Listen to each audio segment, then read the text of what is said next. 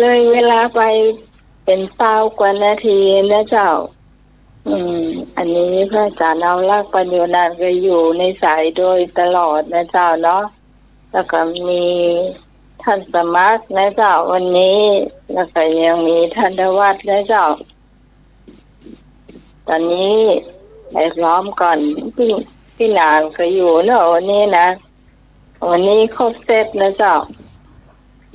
นิมนต์ท่านสมัครก่อนก็แล้วกันเนาะ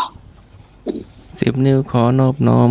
ก้มกราบแด่องค์สมเด็จพระสัมมาสัมพุทธเจ้าพระพุทธพระธรรมพระสงฆ์แก้ววันประเสริฐขอกราบถวายความเคารพพระมหาเถรานุเถระครูบาอาจารย์ทุกรูปด้วยความเคารพอย่างสูงถวายความเคารพพระอาจารย์ทวัชจักรวโรวัด7 ยอดพระรามหลวง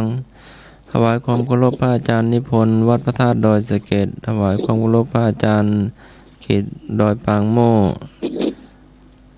และโยมพิสมัยตลอดถึงสมณเณรเอาลักษ์หินานคำมูลและก็ท่านผู้ฟังทุกท่านขอเจริญพรเจ้าท่านทว่าเจ้า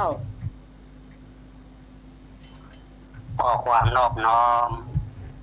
จงมีแด่พระรัตนตรัยขอโอกาสพระเถระอนุเถระนมัสการท่านพระครูสมุวิศวัตรวรจิตโจผู้อำนวยการสถานีวิทยุวัดป่าหิน 104.50 เมกะเฮิรตซ์ที่เคารพนมัสการท่านอาจารย์สมัครครับครับผมกราบถวายความเคารพพระอาจารย์ครับสวัสดีสามเณรเทารักครับผมครับสามเณรน้อยมาก่อนวันเนี้ยสามเณรน้อยยังไม่ได้มาครับยังไม่ได้มาแต่เนาะเจริญพรคุณโยมพิสมัยเจ้าไอ้สาเจ้าเจริญพรพี่นานมาแล้วยังมาแล้วครับผมอ๋อ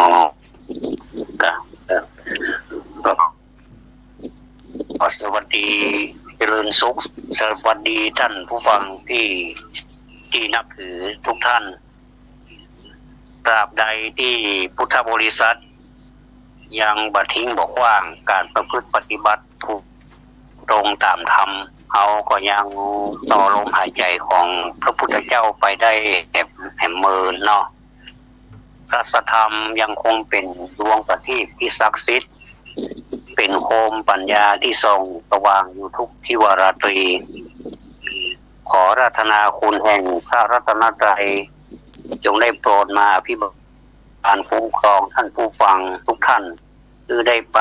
พบแต่ความสุขร่มเย็นตลอดกาลทุกเมื่อเถิดเน้อทุกเจ้าอาจารย์เอาละเจ้าขอกราบนอบน้อมพระติทรายรัตนาผ่านแก้ว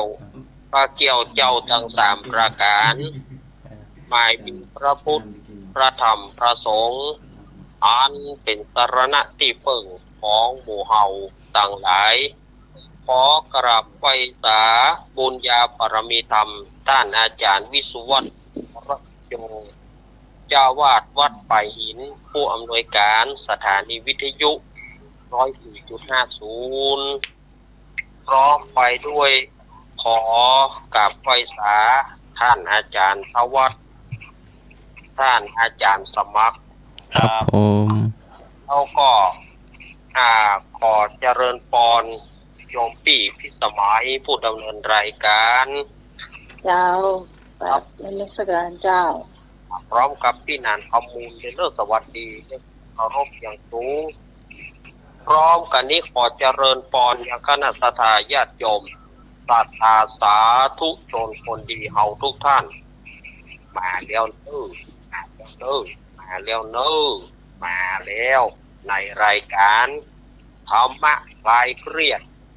เริ่มตั้งแต่3 ทุ่มจนไปถึงเที่ยงคืนโดยประมาณ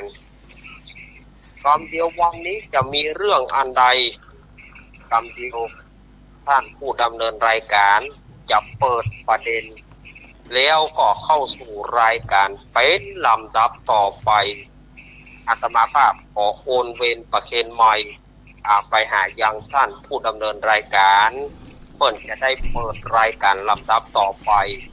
เจ้ายังเหลือเป็นนานข้อมูลอยู่เจ้าขอนมัสการพระเทรานุเถระทุกรูปนะครับขอสวัสดีไปยังแฟนรายการธรรมะไขเครียดในค่ำคืนของวันอาทิตย์ที่16พฤษภาคม2564ทุกคนนะครับแล้วก็ขอกราบนมัสการไปยังพระอาจารย์ทวัฒน์และก็อาจารย์สมัครสำเร็จอลักษ์นะครับนมัสการครับเจ้าวันนี้วันอาทิตย์นะเจ้าเราจะเป็น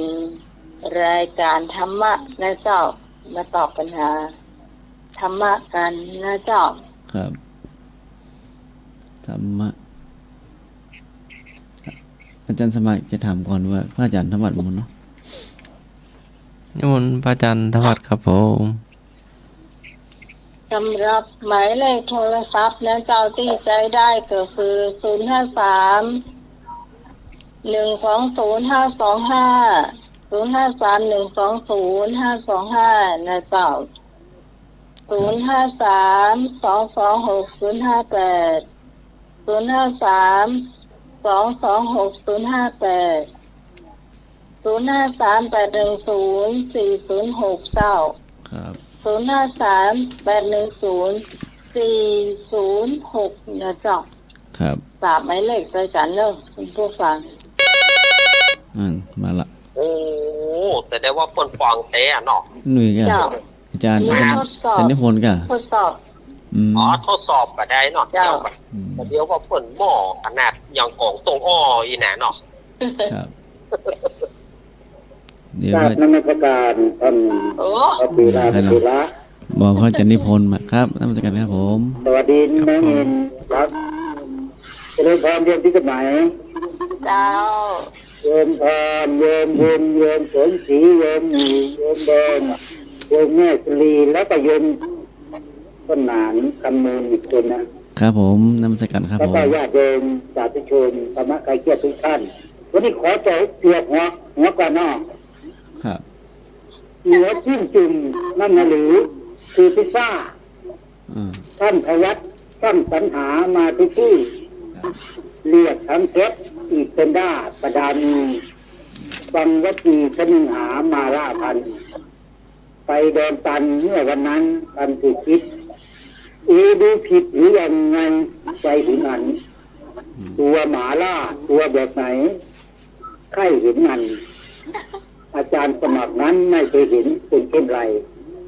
ใจคงคิดเป็นมะเร็งแหน่หัวที่แท้กินตีวาดฟาดพริกใส่เอาละหัวเอาละว่ากันไปแล้วฉะไหนเลือกมาล่านี่ว่ามะเร็งไอ้หยังว่าอาจารย์ธรรมะคนว่าด้วยครับโอ้มาแปลกเนาะอาจารย์เอาคืนนี้มาหมดเป็นกรดับเนี่ยมาล่านะเพิ่นเฮามาล่าเนาะท่านว่าเนาะนี่มาปนน้องสาวว่าวันนั้นเนาะครับมาล่าเนาะออกมากรให้บ่เนี่ยมาล่าเสียงใจนะครับมันใจเดี๋ยวขั้นมาเนี่ยวันนี้เสียนเล่นกำลังเล่าเสียแล้วก็เล่นกำลังเล่านิทานละกันเขาปิ้งอยู่ตามขั้นใด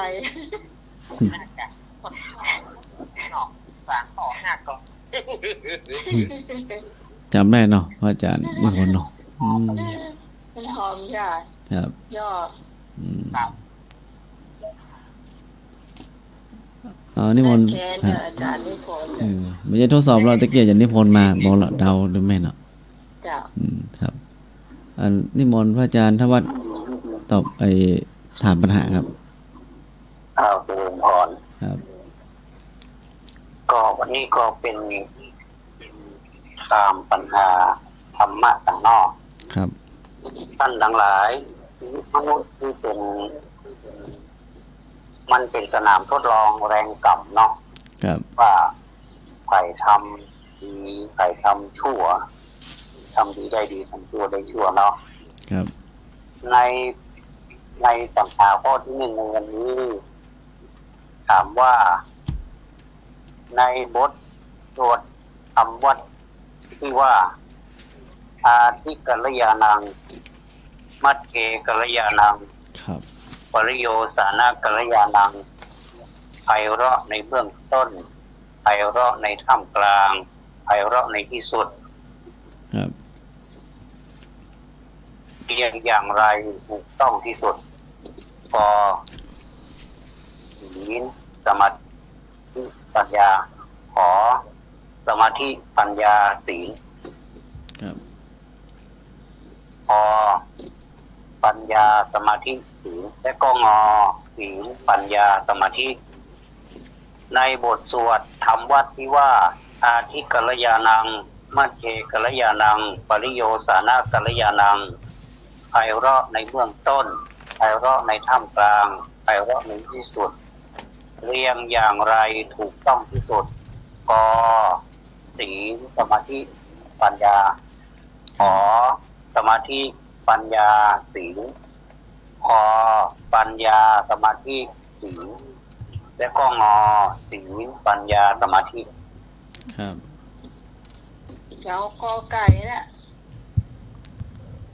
กอไก่นะ เจ้า เอาตัวนะ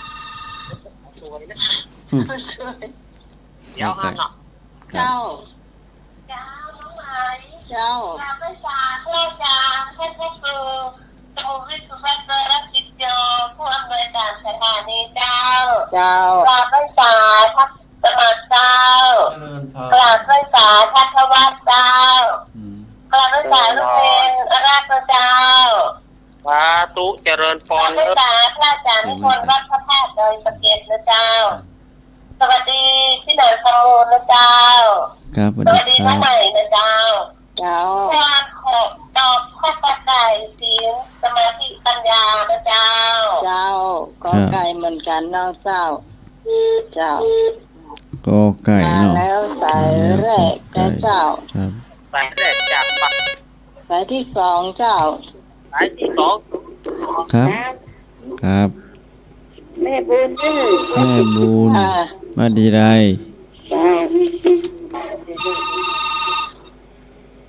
ไม่จ่าภาษาท่าจานภาษาท่าพวัดภาษาท่า สาย ธรรมะ สายนี้เราแป๊บหนึงเลยเจ้า ภาษาท่านอารักษ์เตย ครับ สา ภาษา ธุ ท่านนิพนธ์เตเนอร์วันนี้อันนั้นเตเนอร์ ครับสวัสดีค วัน รับ นี้น้องแนนมาเนาะ มาด้วยครับ วันนี้น้องใหม่เตย เจ้า ก็ไก่ตื้นน้ำไหลอันเด้อจ้าแม่ก็ไก่ตื้นแม่เด้อ แม่จันดี ครับสวัสดีครับ โทรศัพท์ใหม่เสียงดังเท่า แม่บุญมาแล้ว โอ้หนอแจ๋ว แม่ แหวว จันดีเพิ่นซื้อโทรศัพท์ใหม่หรอ อ๋อ เสียงดังฟังชัดเท่า โอ้โหมาคำนี้นี่แบบเสียงใสเลยเนาะ เจ้าแม่น ครับ โทรศัพท์เก่าไม่รู้อีอ่ะใครถือขนาดป่ะไปซื้อโทรศัพท์ใหม่มาเลยอ่ะ แม่น โอ้โห ก็ไกลเหมือนกันเนอะแม่จันดีนะครับ อ้าวสายที่จะได้สายที่สี่ เจ้า ครับ นักการครับ ครับ ครับผมนมัสการพระอาจารย์คิดครับ สมัครครับ ครับผมนมัสการ ครับทุกคนครับ ครับ ขออาจารย์ติดต่อการครับ ครับผม ตอบมาได้เนอะเจ้า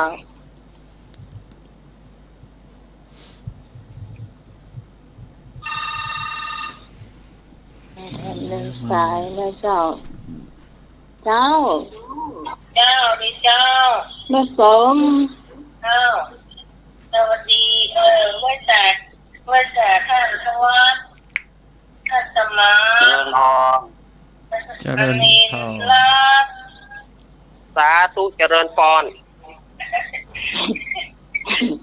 ไอ้ว่าอย่างว่าโอ้จบก่อน ท่านก็ท่านนิพนธ์ เดี๋ยว เฮ้ย อย่า ใส่รถเนี่ย cháu หัวใกล้หัวเลย cháu เนี่ย không biết ơn u của cháu vang bây giờ à หัวใกล้หัวเลย จบ เจ้าพี่ตะวัน ไม่มาใหม่ลูก cháu ครับ cháu cháu mất tất cả thân tâm mát thân tâm vật เจริญพร thân hồn cháu thân lên lắm สาธุ Đúng เจริญ là sao đi sao cái nào thì sao ครับสวัสดีครับ cái đi sao có cái sao ก็ cháu ไก่ tự đi bỏ sang đấy cháu ปลาสุรินทร์มาสร้างกัน cháu ครับ ครับ có cái mình cắn ครับ cháuไม่สมมาใหม่เนอะ ครับนี่ครับ สวัสดีครับ ครับ ไอ้นุ๊ก ไอ้นึกมาแล้ว จับข้าวไก่นะครับ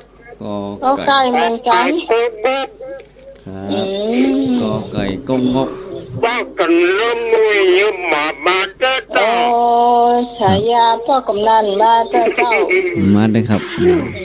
มา ไข่เมากินข้าวก็ว่าอาบน้ำมาแล้วสมบูรณ์ กินข้าวกันอย่างหมูเนอะ ก็ว่าก็เดี๋ยวก็ถามน้อง ให้กินลาบกับหูครับ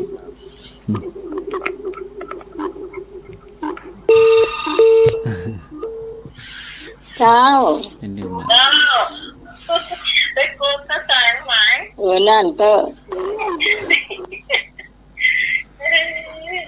đâu mà đi ăn nước ngoài rồi nè เจ้า rồi xài ăn mấy xài chè thuốc thuốc cồn nữa cho เจ้า mấy cậu con cài nữa ต่อไก่ก็ว่ายังมาตามด้วยต่อว่างพี่เหี่ยวอ่ะ ก็ไก่ เจ้า เจ้าขอบคุณไม่สมสมชานะเจ้า ไม่สม แม่โบเขียวนะเจ้าบอกเข้ามาเนอะน้องต้นฝ้ายเจ้า น้องก้อยเสียดีไม่ครัวนะเจ้า เหมือนนั้นเนอะไม่ได้โทรเข้ามาได้ยินเสียงนี่แล้วก็โทรมาเน เด็ก อะ ครับ ครับผม มาละฉายา เจริญพร มาครับ ครับ คณวัฒน์ครับผมสงสัยจันทร์นะครับครับเจริญพรจันนิพนธ์นะครับสวัสดีพี่สมัยนะครับหนาขมูลครับ ครับ โอ้นี่ว่าจันทร์เต็มดวงหนา เต็มดวงมั้เต็มดวงถึงวันเต็ม ไปทั่วครับ ครับ น้องไก่ไปนึกถามหากี้อ่ะหายานี่น่ะเฮียอ่ะ ครับ เจ้าของ ไก่ ฉา ข้าวย า นกครับวันนี้ค เจ รับ ริญพร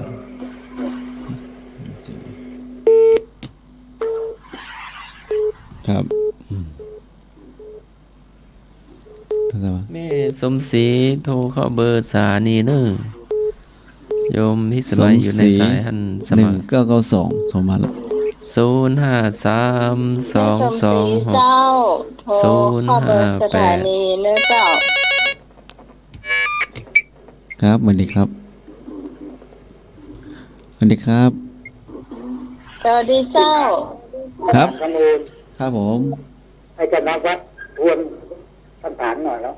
พระอาจารย์ธวัฒน์ใช่ไหมครับครับครับเดี๋ยวผมจะบอกให้ครับจันทวัฒน์ครับ จันทวัฒน์ครับ อาจารย์ครับผมเมตตาทวนคำถามครับผม แสดงว่าเปิ้นฟังบอกฟังเนาะ อาจารย์ธวัฒน์ครับผมนิมนต์ทวนคำถามครับผม เดี๋ยวใส่รู้แล้วก็ ยังมาลุ้นเด้อพระอาจารย์วันนี้พระอาจารย์นิพนธ์มาได้ฟังคำถามอะครับ ปัญหาที่ท่านพระอาจารย์ธวัฒน์ถามเมื่อกี้นะเพิ่นคือทวนกันครับ ฟังดูมันเสียง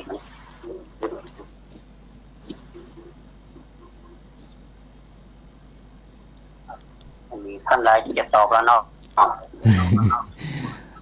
ครับครับเฉลยก็ ก่อน ได้ จะ ครับ ก่อนแก้เฉลยเด้อ ครับ เอามาแกได้หรือว่าเอามาแกอู้สลอนมันจะได้ยินเนาะมาเนาะ ครับครับ ครับสวัสดีครับ จ้าใบจ่ายราชมาร์ เจริญพ อา ร จารย์แล้วก็ท่านทอดใจนะเจ้าสายเจ้าว่าจะลูกเน้นเอาแล้วจะลูก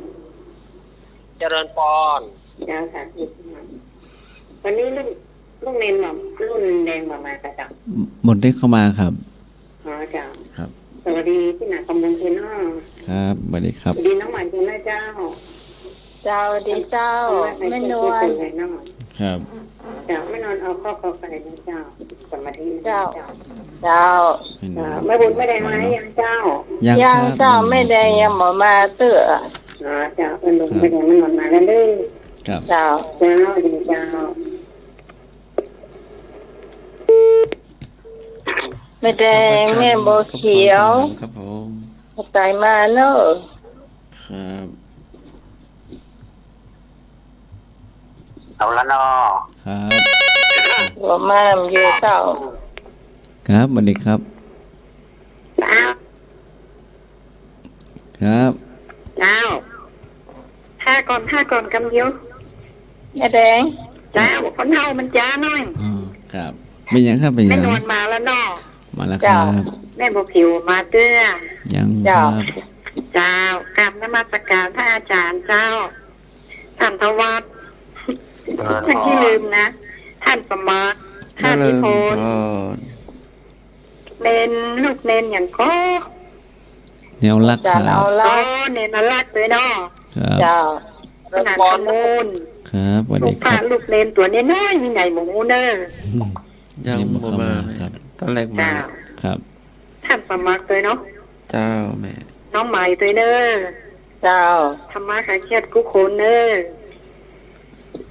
เอาตัวน้องใหม่เนอน้องใหม่เนอ เจ้าเลิกลากับพีทเนอะถ้าเคยน้องในเต่ากับหมูเนอะเด้นะ เอาไปอุ่นๆจู้ก็ได้น้ำมันนึงจู้ก็ได้มันตึงหาง เจ้า เจ้า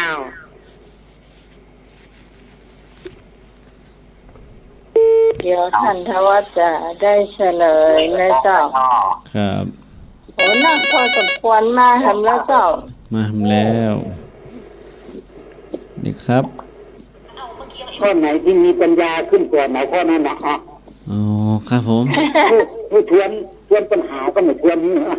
เอาที่มีปัญญาขึ้นกว่าไหนข้อนั้นแหละ เอาคนนั้นใช่ไหมครับ ผมก็จะเป็นคอควาย ครับ แยกขึ้นก่อนกะจ้ะ เอาเจ้าปัญญาขึ้นก่อน ปัญ ว่ะ ญาขึ้น ครับ ก่อ ผ น ม ครับ ข้อไหนข้อปัญญาขึ้นก่อนว่ะ คอควายปัญญาสมาธิศีล ครับ ปัญญาสมาธิศีลวะคอควาย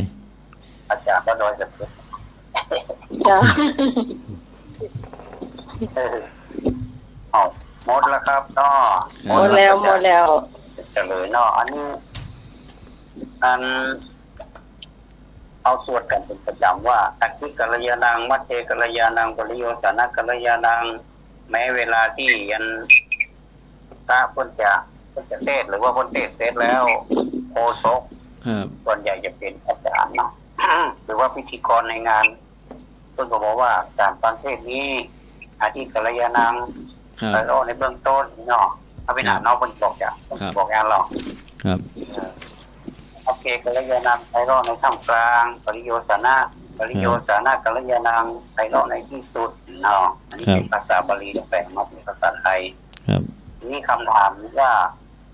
ไพเราะในเบื้องต้นท่ามกลางแล้วก็ที่สุดนะถ้าจะเรียงพอนี้มันไพเราะในอย่างก่อนนี่เนาะ ครับ จริงๆแล้วถ้าการปฏิบัตินี่ตามที่ได้อ่านมาเนาะอ่านป้าในหนังสือ ครับ เพิ่นว่า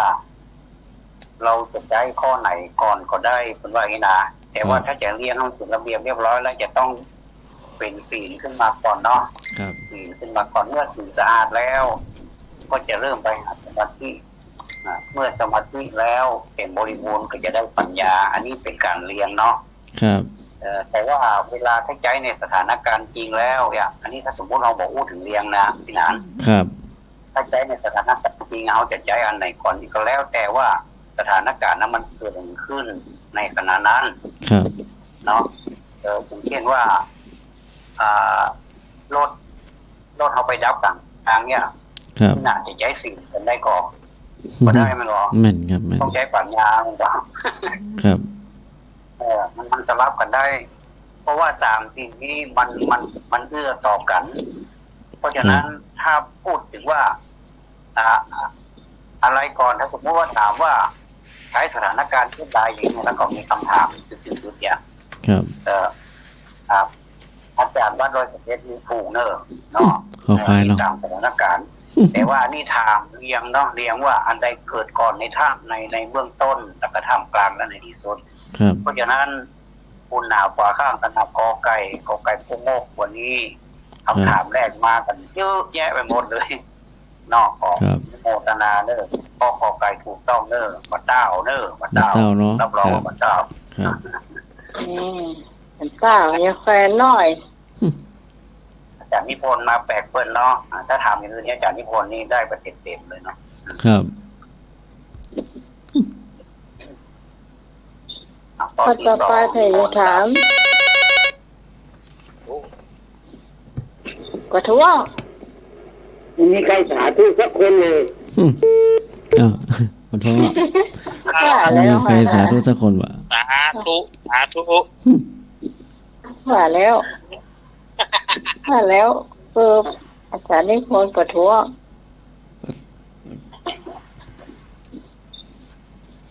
ต่อไปเธอจะถาม ท่านสมัครเนาะ ครับ ธรรมศึกษาชั้นเอกระดับอุดมศึกษาและประชาชนทั่วไป ถามว่า คนมีความประมาทในวัย ควรพิจารณาเรื่องใดบ่อยๆ ก็ความแก่ ขอความเจ็บป่วย คอความตาย งอความพัดพราก ครับตอบมาเลยเนาะผลกรรมครับผลแป๊บนึง คนมีความประมาทในวัย ควรพิจารณาเรื่องใดบ่อยๆ กอไก่ความแก่ ขอไข่ความเจ็บป่วย คอควายความตาย งองูความพัดพราก ตอบมาได้เนาะครับเอามาแล้ว ขอใจแรกเจ้าเจ้า เจ้า รู้ว่าไก่ ที่เราตอบก็ไก่เจ้า ขอไก่เนาะ แก่เจ้า เจ้าที่ถามตอบขอไก่เนี่ยเจ้า ครับ มาแล้วสายแรกกอไก่เลย ครับผม เจ้า ครับผม ขอควายครับผม ครับคอควายเนาะครับหมอ ตาย มันมีกอไก่ก็งงเนาะ ครอบครัวนี่ครอบครัวนี่ความตาย ครับผม ครับ ครับสวัสดีครับ สวัสดีครับ เจ้าสวัสดีเจ้า น้องหมายพอดีตอบข้อแต่ควายเลยเจ้า ขอควายเนาะ ป้าลี เจ้า พระสุรีนะเจ้า เจ้า พระสุริยะ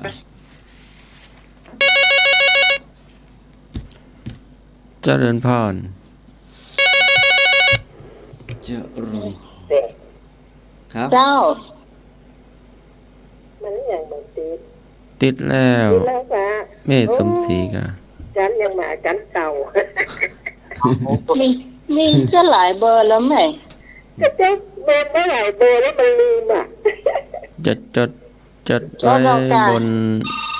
หิ่งพระเนาะ เอาคอควายเลย ครับคอค ครอบครัว วาย ความตายเมษสมศรีเนาะ เจ้า เจ้า เอาคอควายเปิดแล้วเนอะ ไม่จันดี แก้ว เจ้า หลังเล่นแล้วก็วันการมาหรอก ฮะ อากาศตามเดิม เล่นแล้วก็วันการมันเน้นจะมาเด็กทำหรอ อ๋อ มา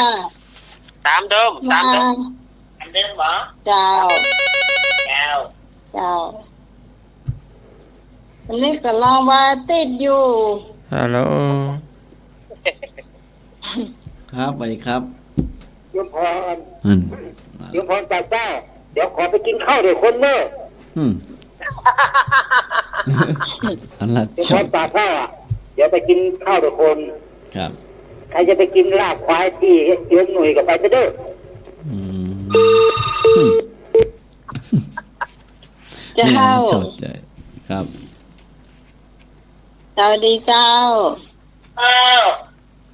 จะส่งกาวของขวัญให้เด้อก อไก่ จ้าขอควายนะ ฮะ ขอควาย ควายนะ คอควาย นี่โซ ขอควาย เจ้า เจ้า เอาละมีความเห็นแตกต่างกันเนอะเดี๋ยวนี้ระหว่างกอไก่กับคอควายไอ้หนุ่ย อืม ไอ้หนุ่ยจะตอบอันคอควายเนาะมันมีกอแก่ก็งอนอะไรเงี้ยไอ้หนุ่ย กอไก่พี่พรเจ้า ครับเตือไอ้หนุ่ยตอบกอไก่เนาะวันนี้แปลกก็เตือแกจะตอบกอไก่หรอ อืม วันนี้ตอบคอควายหรอมาละมาแปลก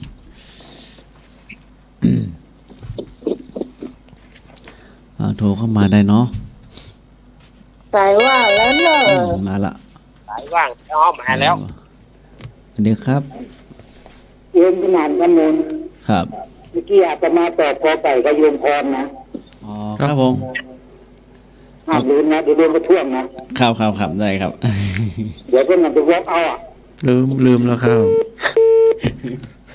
อ๋อตอบกอไก่กันอยู่บ่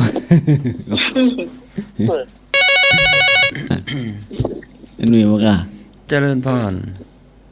จ้า ครับ ที่จริงมันแค่ตอบมากระถูกทั้ง3ข้อเลยนะ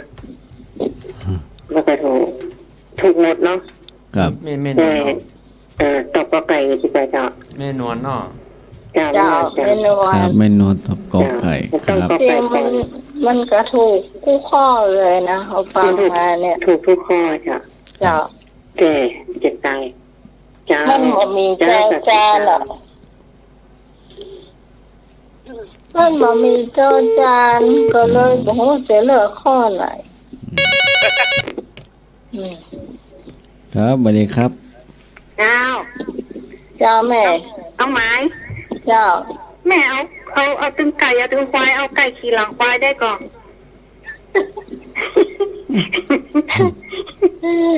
ขี้ไรครับเนาะ เอาอะไรอันหนึ่ง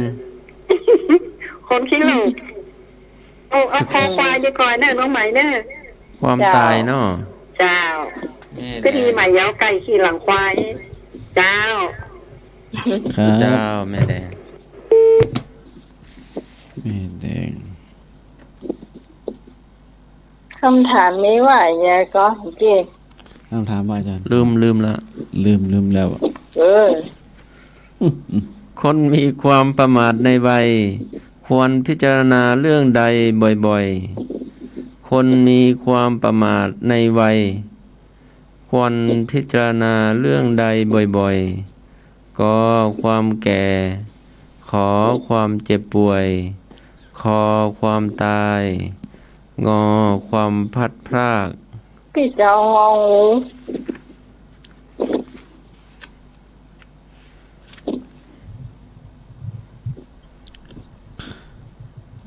ไม่เอางองูอ่ะ เจ้า ได้เวลาพอสมควร ครับ มีแถมก่อคุณผู้ฟังที่จะตอบเจ้าไอ้เลือกล้อ 05322605800406ได้ทั้ง2เบอร์แล้วก็เบอร์โยมมิสมัยเนาะเป็น3 053-120-525ครับ เจ้า เดี๋ยวมีคนตอบ3ข้อก็เลย3ก็คอแล้วก็งองูไม่น้อยคนเดียว งองูนะ สำเนียงเอาลากเหรอ ข้อกอไก่กันแล้วกัน โอไก่ ครับ เจ้า ครับกอไก่ ก็ไก่มีพี่พรพระอาจารย์นิพนธ์แม่นวล สามเณรอาจารย์เอาลักษ์ข้อคอ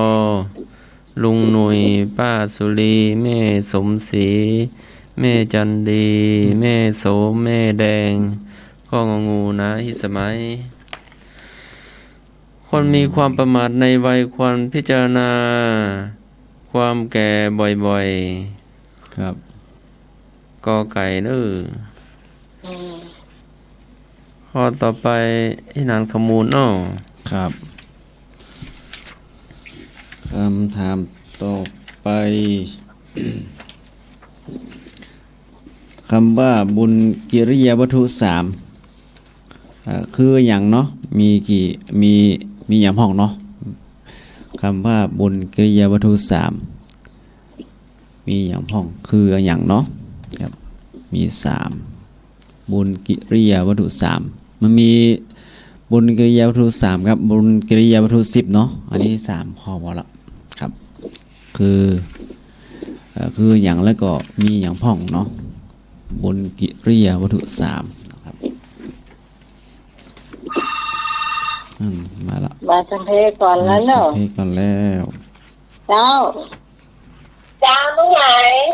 เจ้าบุญกิริยาวัตถุ3มีทานศีลภาวนาเจ้าครับ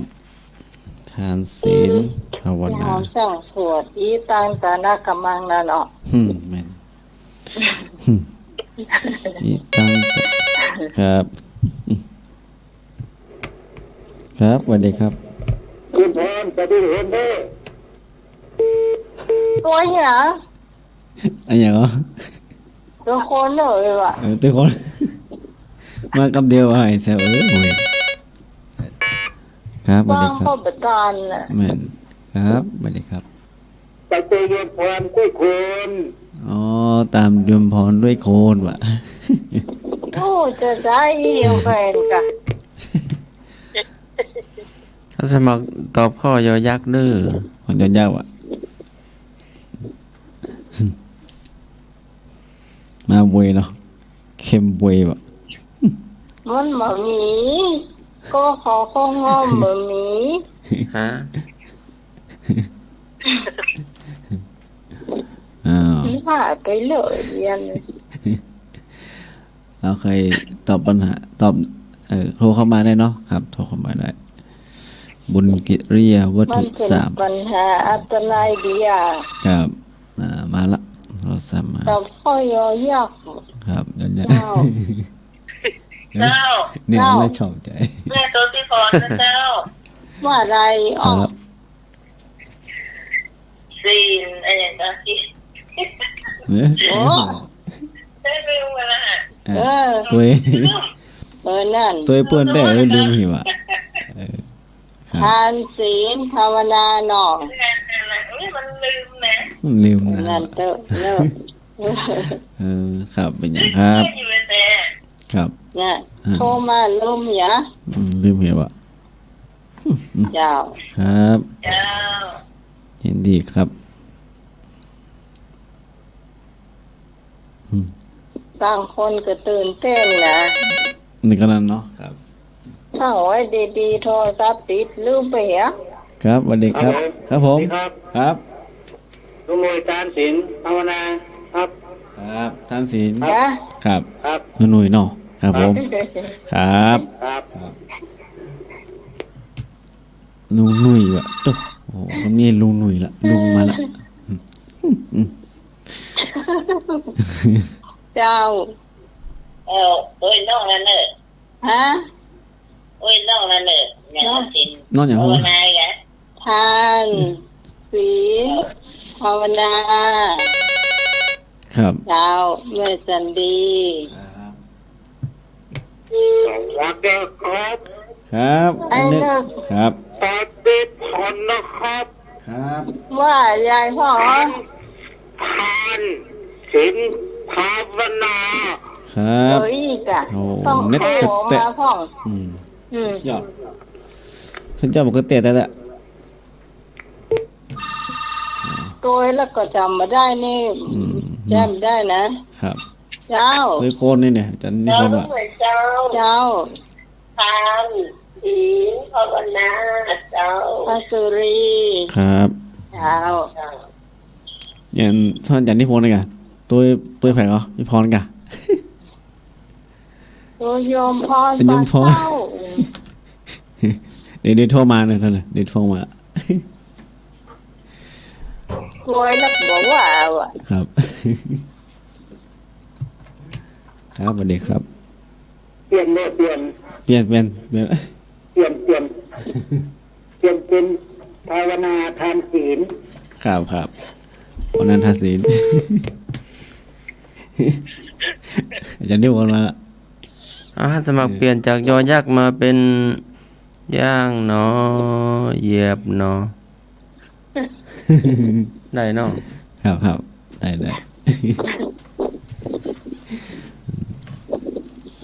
อาจารย์นิพนธ์เปลี่ยนเป็นภาวนาศีลทานกะทานศีลวะ โอ้ย ไม่เห็นอยู่ก็ครับ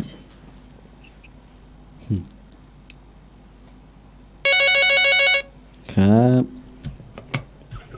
สวัสดีครับ เจ้าเอาอย่างก็มีภาวนากะไม่ว่าจะถามคำถามว่าใดแก่ บุญกิริยาวัตถุ3คืออย่างมีอย่างพ่องเนาะมี3ข้อบุญกิริยาวัตถุ3ครับครับมีอย่างพ่องครับมีอย่างพ่องครับครับ มีอย่างพ้องอีกอ่ะ ครับผมมี3ข้อบันได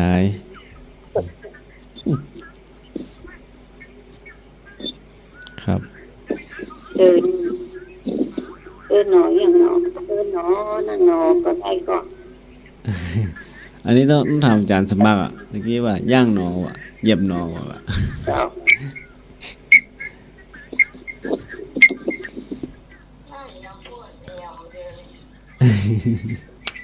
พูดยังบ่ฮู้อ่ะ แม่เปิดอะไรอย่าง เสียง จ้าแม่ตอบแล้วเนาะ ครับครับ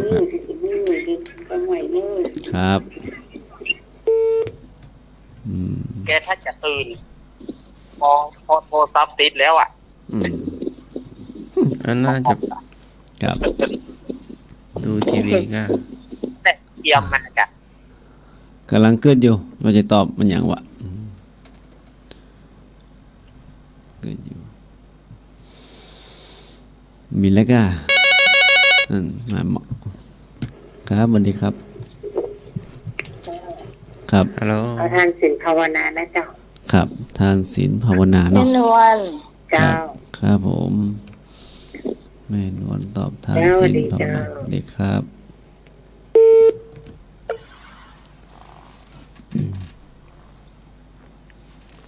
เฉลยเนาะ เจ้า บุญกิริยาวัตถุ3คือที่ตั้งแห่งการทำความดีเนาะมี3ประการคือ1ทานการให้ทาน2ศีลการรักษาศีล3ภาวนาคือการเจริญเมตตาภาวนานะครับเนาะครับนี่บุญกิริยาวัตถุ3ครับต่อไปท่านสมณเณรเอาลักษ์ถามสักปัญหาก็ได้ถ้าข้อได้แล้วครับยังก็ได้หมดอ่ะ อ่านเรื่องครับเรื่องคำถาม ธรรมะเนาะครับ คนครูบาอาจารย์ครับอาตมาจะฟังอยู่ อันนี้ ท่านวัดกันแล้วกันเนาะ ครับ เอาจบไปแล้วเนาะแห่งข้อนึง ครับ ต่อไปเป็นข้อต่อไปเนาะ ครับ อันนี้จะถามยาวนิดหน่อยเนาะ ครั ถา บ มยาวหน่อยแต่ว่าจะมีในประเด็นการปฏิบัติธรรมจะมีแนวที่ไม่เหมือนกัน ในการไปปฏิบัติธรรมนั้น ขอให้ได้สัปปายะคือเหมาะสม ทั้งสี่คือเสนาสนะสัปปายะอาหารสัปปายะปุคละสัปปายะและธรรมมาสัปปายะถามว่าคำสัปปายะ คืออะไรปสถานที่เหมาะสมขออาหารเหมาะสมพอคำหรือกรรมฐานที่เหมาะสมงอมีบุคคลอยู่สอนการปฏิบัติธรรมเหมาะสมรอบเดียวได้วันนี้รอบนอกครับการปฏิบัติธรรมจะมีแนวที่ไม่เหมือนกันวงเล็บแต่ละสำนักนะในการปฏิบัติธรรมนั้นขอให้ได้สัปปายะคือเหมาะสมทั้งสี่คือเสนาสนะสัปปายะอาหารสัปปายะปุคละสัปปายะธรรมะสัปปายะถามว่าธรรมะสัปปายะคืออะไรกสถานที่เหมาะสมขออาหารเหมาะสมพอคำหรือกรรมฐานเหมาะสมงอบุคคลผู้สอนการปฏิบัติธรรมเหมาะสมครับยาวไปหน่อยเนาะฟังตามเนาะฟังตามที่เขาแปลไปได้เจ้าอ๋อนี่ขอสุมาเนอะวันนี้จะตอบ2 ข้อครับคือเน้นเอาเลยที่อยู่อันเหมาะสมแล้วก็อาหารตอบคนใดคนหนึ่งเนาะครับผมครับงองูครับงองูครับครับไอ้หนุ่ยงองูเนาะครับอ้าวงองูเน้นก็เอาข้อใดข้อหนึ่งข้อหนึ่งเนอะอันนี้ผม2 ข้อเนอะข้อเห็นไหมฮะข้อไก่กอไก่อันใดก็ปิดนั้นเสียดายครับเป็นเอารับโปรไฟล์เนาะครับเอารับแบบนี้เนาะวางมาละ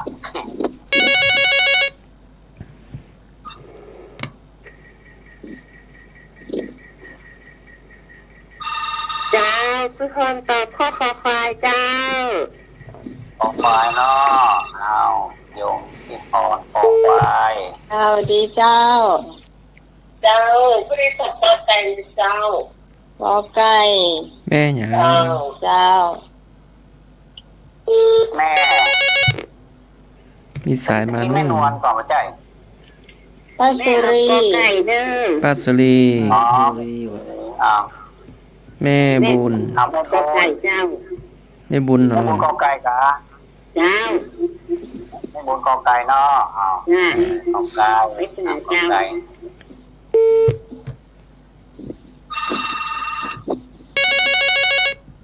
เอาลาทำเพศก่อนเลยเจ้าสวัสดีเจ้าแล้วเหรอฮะแม่ขอควายจะเอ้ยน้องฮอนเนอร์น้องใหม่น่ะนี่จันเดียเอากอไก่เนาะคือลาเต้าเนาะคือลาเต้าเนาะที่ก็จะเอาไก่ก็เอาควายเจ้า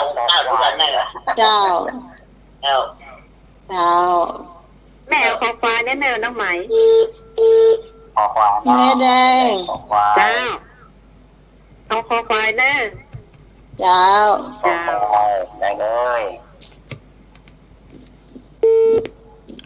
โทรศัพท์เปิดเลอะเนี่ยเจ้าโทรเข้ามาเลยสวัสดีเจ้าครับผมมาแล้วผมท่านธรรมะพงมาแล้วธรรมะท่านสมัครเจริญพรแล้วก็ไปท่านเนมมักตัวนะพี่นานคำนี้มากกว่าครับวันนี้ครับมาครับสวัสดีตัวเนาะดีครับพอดีกำลังมาเปิดเพราะสถานีเป็นวันลังปีนะครับครับเป็นยังท่านวัดเจ้าท่านวัดสามเณรเอาล่าเจ้าครับไปสาธุการทุกคนครับผมแล้วก็สวัสดีเป็นธรรมะคลายเครียดทุกท่านตัวนะครับเน้อครับผมคุณโยมทงไทยฟังตามเนาะเจ้าแต่โมดับแค่เจ้าไม่เอาคอควายผสมตัวไปนั่นเด้อเจ้าควายเนาะ ไม่สมก็ไม่ขาดเจ้าขอควาย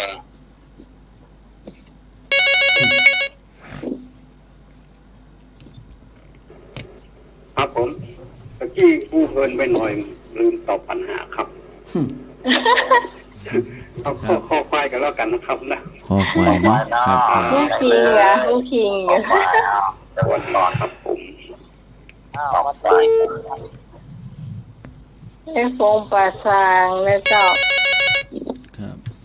ตรง เจ้า เมื่อกี้ห้องวิแต่อันโพงว่ะสงสัยว่ะ เจ้า โพง เจ้า ขอใครมีคนตอบหรือยัง ยัง ยังครับผมจากที่พล ขอใครครับผมขอใคร ของเหมาะสมเนาะ ครับผม อย่านิพนธ์ขอไข่เจ้าสวัสดีเจ้าน มัสการพระพุทธเจ้าหลวงปู่สมณีเป็นน้องใหม่สาธุสบายนะเราพอใจเลยน้องใหม่ ไก่เนาะไอ้ปลาดอกแดง แดงเนาะ โอ้ไปข้อวันข้อต้นมะม่วงกะ ฟังอยู่ครับไอ้ตัวนี้มันไอ้นี้เสียงรบกวนนะครับ จ้าอ๋อเจ้าวันนี้ชัดเจนเนาะ อันนี้แค่นี้ครับ เราขอบคุณเจ้า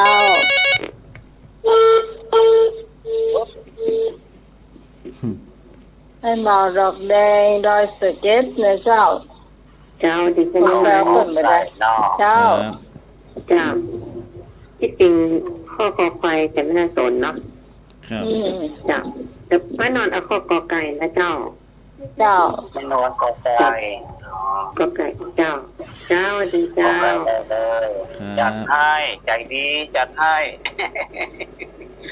ให้ได้2 ข้อคอควาย เราส่งพ่อ คอควายแต่เอากอไก่ก็ได้เจ้า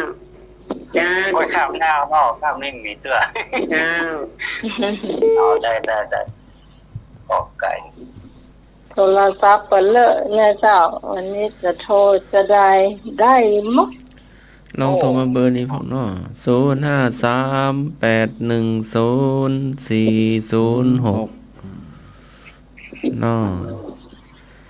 อันสมัครเอาธรรมะสปายะเหมาะสมครับผมไม่รู้อยู่ข้อไหนพระอาจารย์ครับ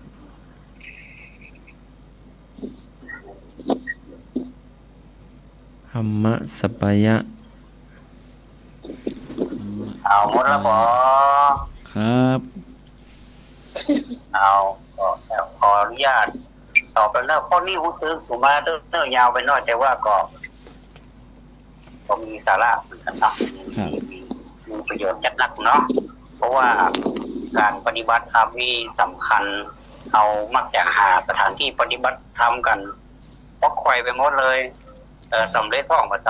พื่อไปถึงที่แล้วมันบรรทุกกับพัทยาสายเฮาเนี่ยก็เลยเอาธรรมะข้อนี้มาถามกันเพื่อความเข้าใจนะว่าเขาขันเขาคิดหวังเนาะการปฏิบัติธรรมจะมีแนวที่ไม่เหมือนกันเนี่ยนะเขาไม่เหมือนกันจะหรอกในการไปปฏิบัติธรรมนั้นขอให้ได้สัปปายะคือสถานที่เหมาะสมเนาะหรือมีสิ่งก็จะที่สมัยว่าบอกงูความหมายของมันเอาแปลว่าได้เสนาสนะก็คือที่อยู่เนาะสถานที่เนาะอาหาระก็แปลว่าอาหาร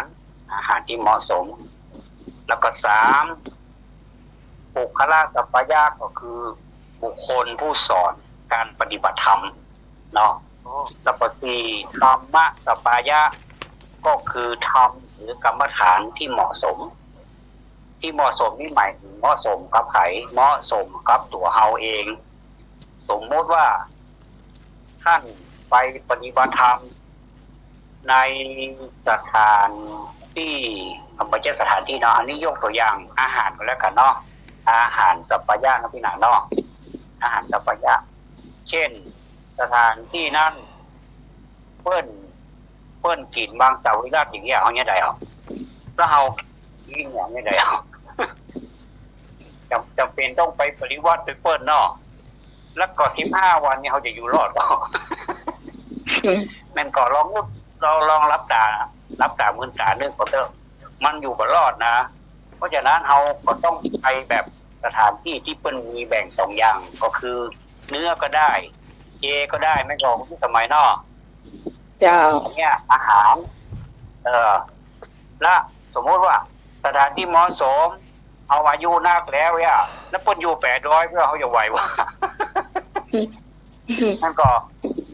เวลาพวกเดินจงกรมเดินจงกรมขึ้นดอยเนี่ยแล้วเอาพอดีแฮกดูสีดอยตายก็ตายก็อยู่บ่แล้วก็ยกตัวอย่างนี่แหม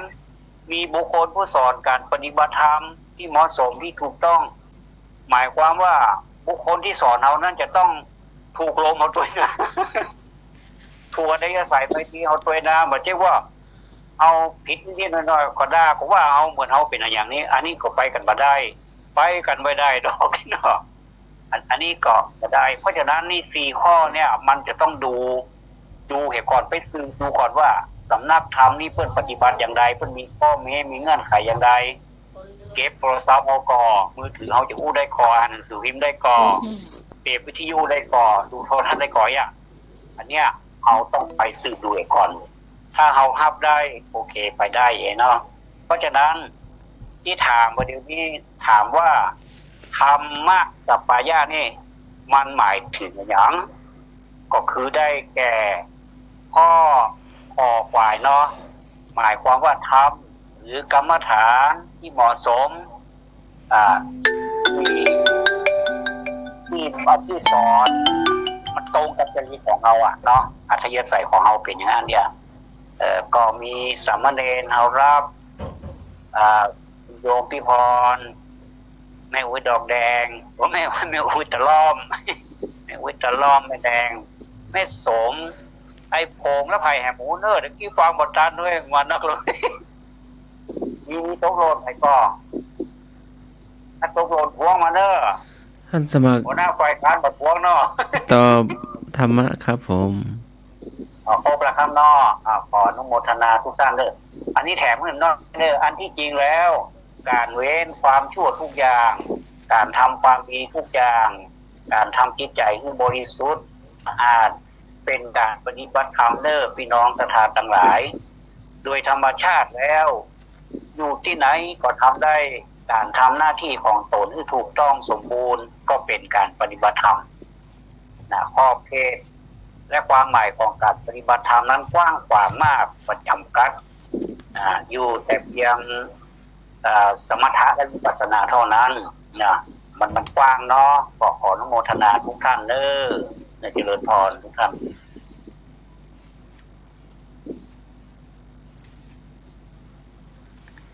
วันนี้รู้สึกยาวเนาะที่มนต์อาจารย์สมัครครับผมวิชา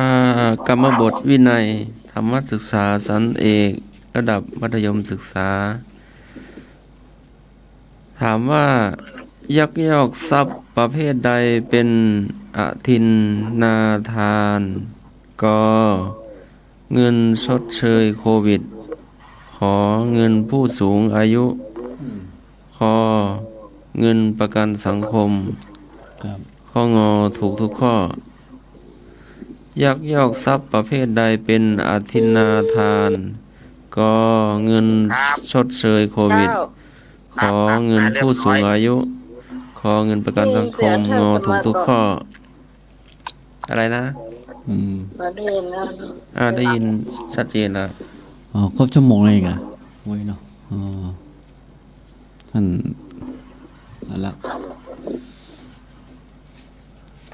ขอเข้ามาได้เนาะไปละมาสายหนึ่งแล้ว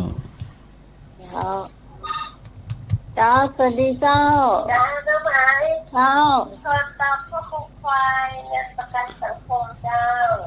ข้อควายเงินประกันสังคมเนาะที่พอ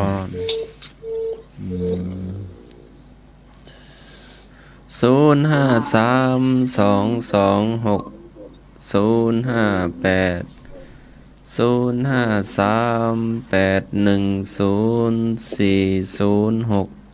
ครับ ลองโทรมาเนอะเนาะเพราะว่า ครับ ยังไม่มีสาย มาแล้ว มาเครื่องนี้เลย ครับสวัสดีครับ ครับผม ครับ ไอพงตอบข้อควาย ข้อควายเนาะ สังคมครับผม ครับเงินประกันสังคม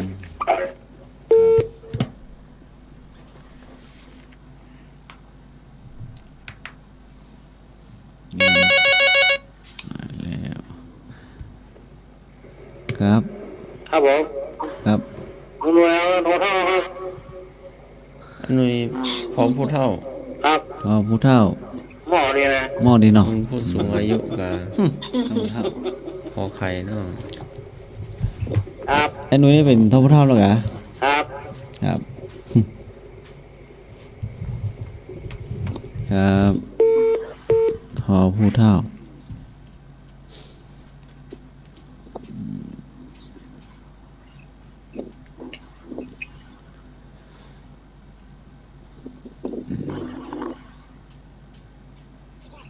สามเณรเอามาแล้ว ครับสวัสดีครับ สมัคร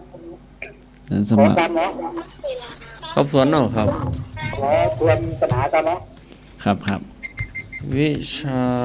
อุโบสถศีลวิชากรรมบทวินัยธรรมศึกษาชั้นเอกถามว่า ยักยอกทรัพย์ประเภทใดเป็นอาทินนาทานก็เงินชดเชยโควิด ขอเงินผู้สูงอายุคอเงินประกันสังคมงอถูกทุกข้อ ครับ เป็นวิชากรรมบทวงเล็บวินัย ครับ มันลักมาเนาะ ครับ ขอเจ้าครับ ครับแต่นึกมาแล้ว ขอตามให้เกิดไก่ พ่อกอ ก็ ไก่ ได้ เนาะ นี่ ครับ ขอ ขอ ไก่ ก็โงกเนาะครับ ครับขอไก่ก้นก็ได้ถูกบวกถูกบวกนี่ ครับ ถูกกว่าพี่ เงิ ดาวน ชดเชยโควิด ผิด กอไก่ เจ้า ครับ ครั เป็น บ อาทินนาทานพานาติบา ไอ้สมนึกโอ้วันนี้มาสามสายแล้วเหรอวันนี้ไอ้สมนึกอะ เจริญพรฮัลโหล งองูแน่นอน งองูแน่นอน งงูถูกทุกข้อ เย็นนึก พระอาจารย์นิพนธ์ ยึดโควิดหายแล้วตายอยู่นึก ก็ว่าเปิดไปเลยอ่ะ เนี่ยเอาละ ตอบข้อคอควายกันแล้วกัน สำเนียงเอาลัก ครับ คอควาย ครับ เจ้า อ้าวโดยอาจารย์นิพนธ์เจ้าต้องงงูเจ้า งูเนาะ งอง แม่แม่ แม่สม แม่สม เจ้า แม่สม แม่สมก็ไม่ขาด อืมที่ไหนเขาคนที่ไหนเขา ก็ไม่ขาด แม่ขาวนึกว่า ทางดงแหละ ดงครับ นะครับ หนูป อื บ มครับสวัสดีครับ เจ้าพี่พรย้ายสามนุษย์ว่ามาเป็นงองูดีกว่าเจ้า ครับ มันก็น่าจะถูกทุกข้อพี่พร ครับ อย่าสำโนหัว ครับยังไม่กลัวตัว เราฟัง อาจา ดู รย์ แล้วมันเป็นการ อย่างไรที่หาย ลักอะลักขโมยอะ กล่าวเป็นแล้วเนาะ ครับครับ เจ้า เจ้า โอ้ล่ะ แม่ แม่ แม่หยั สุ ง รี สุรีวะ อาจารย์สมัครใจดีอยู่แล้วที่ย้ายสำโนหัวได้ที่สตางค์เด้อ ครับ ใจที่หลังว่าใจที่หลังตอนนี้ใจเกือ มีแถมก็คุณผู้ฟังที่จะตอบข้อนี้เจ้าเชิญโทรมาได้เลยเจ้าสายว่างแล้วเนอะ ครับสายว่างแล้ว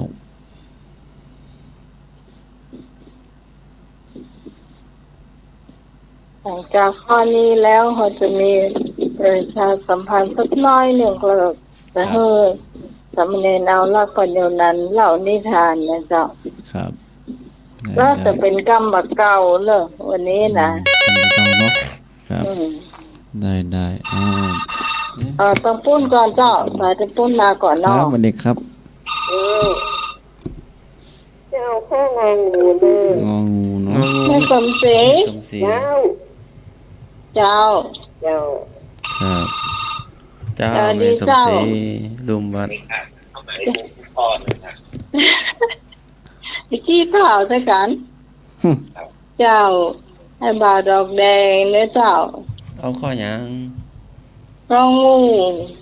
บาดอกแดงเจ้า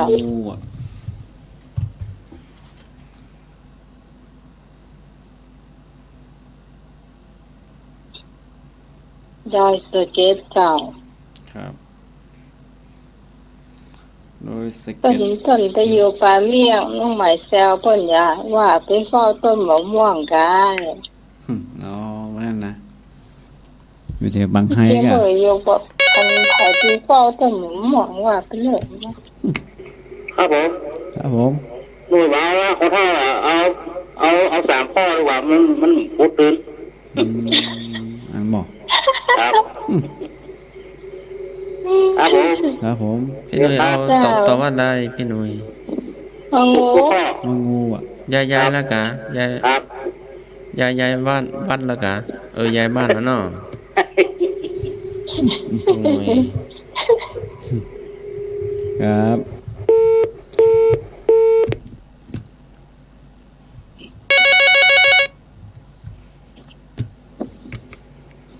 ครับผมครับเจ้า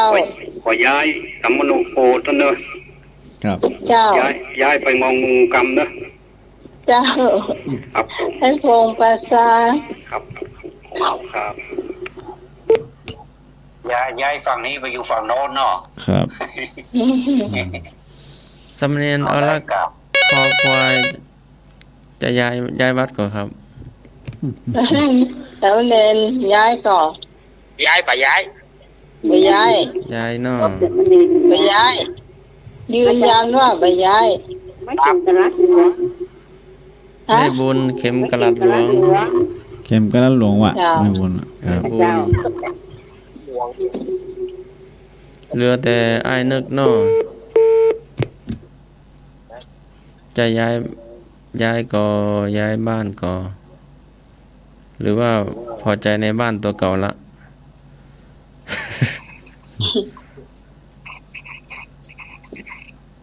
ได้เลยเนาะ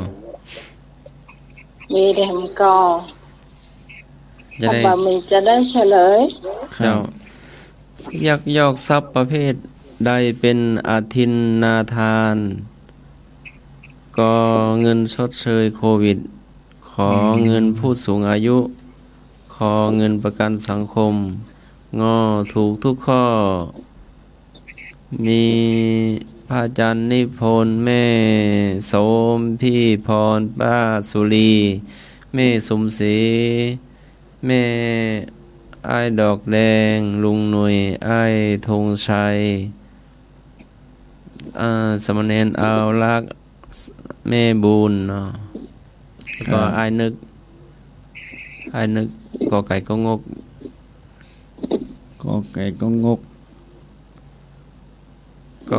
ก็ถูกอยู่แต่ถูกน้อยอยู่เนาะ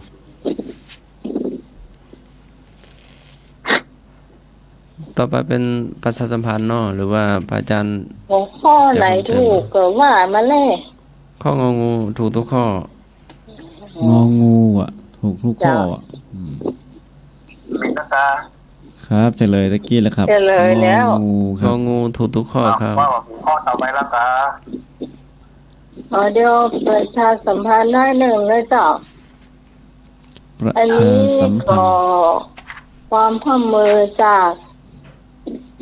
ชาวบ้านหรือว่าอุบาสกอุบาสิกาที่ฟังรายการนี้นะเจ้าถ้าท่านอยู่ใกล้วัดไหนนะเจ้าก็ขอไปดูแลวัดนั้นตัวเพราะว่าตอนนี้โควิดเนาะ บางวันกลางวันนี่เพิ่นก็ไม่ได้มีอาหารครบฉันกันนะเจ้าครับอย่างเช่นวัดเจ็ดลินนะเจ้าอันนี้ได้คู่กับพระอาจารย์นี่ก็จะดีดูเปิดเหมือนกันเจ้าถ้ามีพักอย่างมะเขือกับพริกกาบะเขือต้มอย่างไกลเนาะเอาอย่างผักกาดเนี่ยเนาะกะหล่ำไก่เอาไปที่ตังวัดเปิ่นก็ได้แล้วก็มีพ่อครัวแม่ครัวก็จะทำเองนะเจ้าส่วนวัดสายหินของเฮาก็เหมือนกันนะเจ้าก็ยังขาดกับข้าวอาหารการกินกันอยู่ถ้าผมต้องฟังท่านไหนจะทำบุญก็บอกมาเนี่ยเจ้าบอกตั้งไว้ก็ได้เจ้าถ้าหากสักประมาณ3 กิโลก็จะให้หนูไปหักเอาเนี่ยเจ้ามันก็บ่ไกลสักเท่าไหร่เนี่ยเจ้าครับหรือว่าแจ้งมาก่อนเนาะจะท่านจะไปทำบุญเองช่วงนี้มันยอมรับเลยว่าแต่ละวาเนี่ยโดยเฉพาะตางวัดตางในเวียงเลยเจ้าเพิ่นบ่มีคนอุปถัมภ์นะเจ้าเนาะครับอันนี้ยอมรับเลยถ้าว่าตางบ้านนอกเขานี่บ่ค่อยมีปัญหาสักเท่าไหร่เพราะชาวบ้านเขามันนักอยู่แล้วเจ้าอย่างว่าตางในเวียงเลยว่าติดวัดเนี่ยแม่นมันแบบมีใครดูแลแล้วชาวบ้านที่จะไปใส่บาตรก็กลัวเห็นเนาะกลัวบางคนนี่ท่านประมาณแล้วเนอะไว้นี่เนอะเนี่ยขนาดนั้นเลยนะโอ้กลัวแต่กลัวว่าอีล้ำเหลือเนาะนี่ได้ดูคืออาจารย์เขาโกฟังเพิ่นเขาโกขึ้นหัวเหมือนกันนะสงสัยได้เอาพักอย่างเงี้ยเดี๋ยวพักตกชวามาจอแล้วไก่เราไม่รู้ชวาต้องฟังเพิ่นเอาดูได้เนาะดูก็จะคอยประชาสัมพันธ์ให้กันละกันนะใครอยู่ใกล้วัดไหนก็ดูแลวัดของท่านนะเจ้าครับอย่างวัดเจริญเนี่ยเพิ่นบ่มีศรัทธาเนาะศรัทธาประจำผมจะมีนะจะมีศรัทธาขาจรที่ไปร่วมทำบุญกันแต่ก่อนนี่นะแล้วประเดี๋ยวนี้ซ้ำหายบ่มีไผไปทำบุญเลยหัวเจ้าหัวโควิดนะก็เลยลำบากเจ้ายังก็รู้ฟังนี่ก็พ่อตานี่มันเป็นยังอันหลวงพ่อว่าดอยเป็นห้องนากับข้าวอีกอะลำบากเจ้าถ้าเนนขยมจะกินอะไรอย่างเงี้ยเนาะครับเจ้านี้ก็ฝากไว้ก็แล้วกันเจ้าครับถึงวันนี้ช่วยกันดูแลอนุเคราะห์กันแล้วเจ้าอุปถัมภ์ศาสนาของเฮานะเจ้าต่อดีช่วยได้เนาะเจ้าช่วยได้ก็ช่วยกันไปนะเจ้าใช่ขนาดนี้จะเสริมขนาดอันตั้งวัดตั้งใดตั้งภาคกลางเพิ่นก็ตั้งวัดก็เดือดร้อนตัวเจ้าพระนายเพิ่นออกมาขายพริกไก่ไข่เกลือไข่น้ำไปมาฟักยังสักปะยังนะอันเพิ่นมาเพราะว่ามันมีคนเข้าวัดเนาะช่วงนี้มันเศรษฐกิจตัวหลายประการหลายรอบด้านเนาะช่วยกันบอกว่าเจ้าวงเจ้าบ้านกับคณะกรรมการวัดตัวเจ้าพระนายก็ออกมาช่วยกันโอ้เป็นตาอินดูมกันอ่ะหลายตีหลายต่างแม้แต่ลานครูบาเจ้าศิวิจัยในอนุสาวรีย์คนบ่มีแล้วนะเงียบขนาดอ่ะตั้งขึ้นวัดดอยพระธาตุดอยสุเทพกับสมัยมันเงียบนะเงียบขนาดมีเลยใช่ช่วงนี้นี่พอสมควรอันนี้ขนาดในเมืองเนาะในเมืองผลกระทบหลายด้านหลายรอบใช่คงจะใช้เวลาบ่เมินน่าจะอาจจะ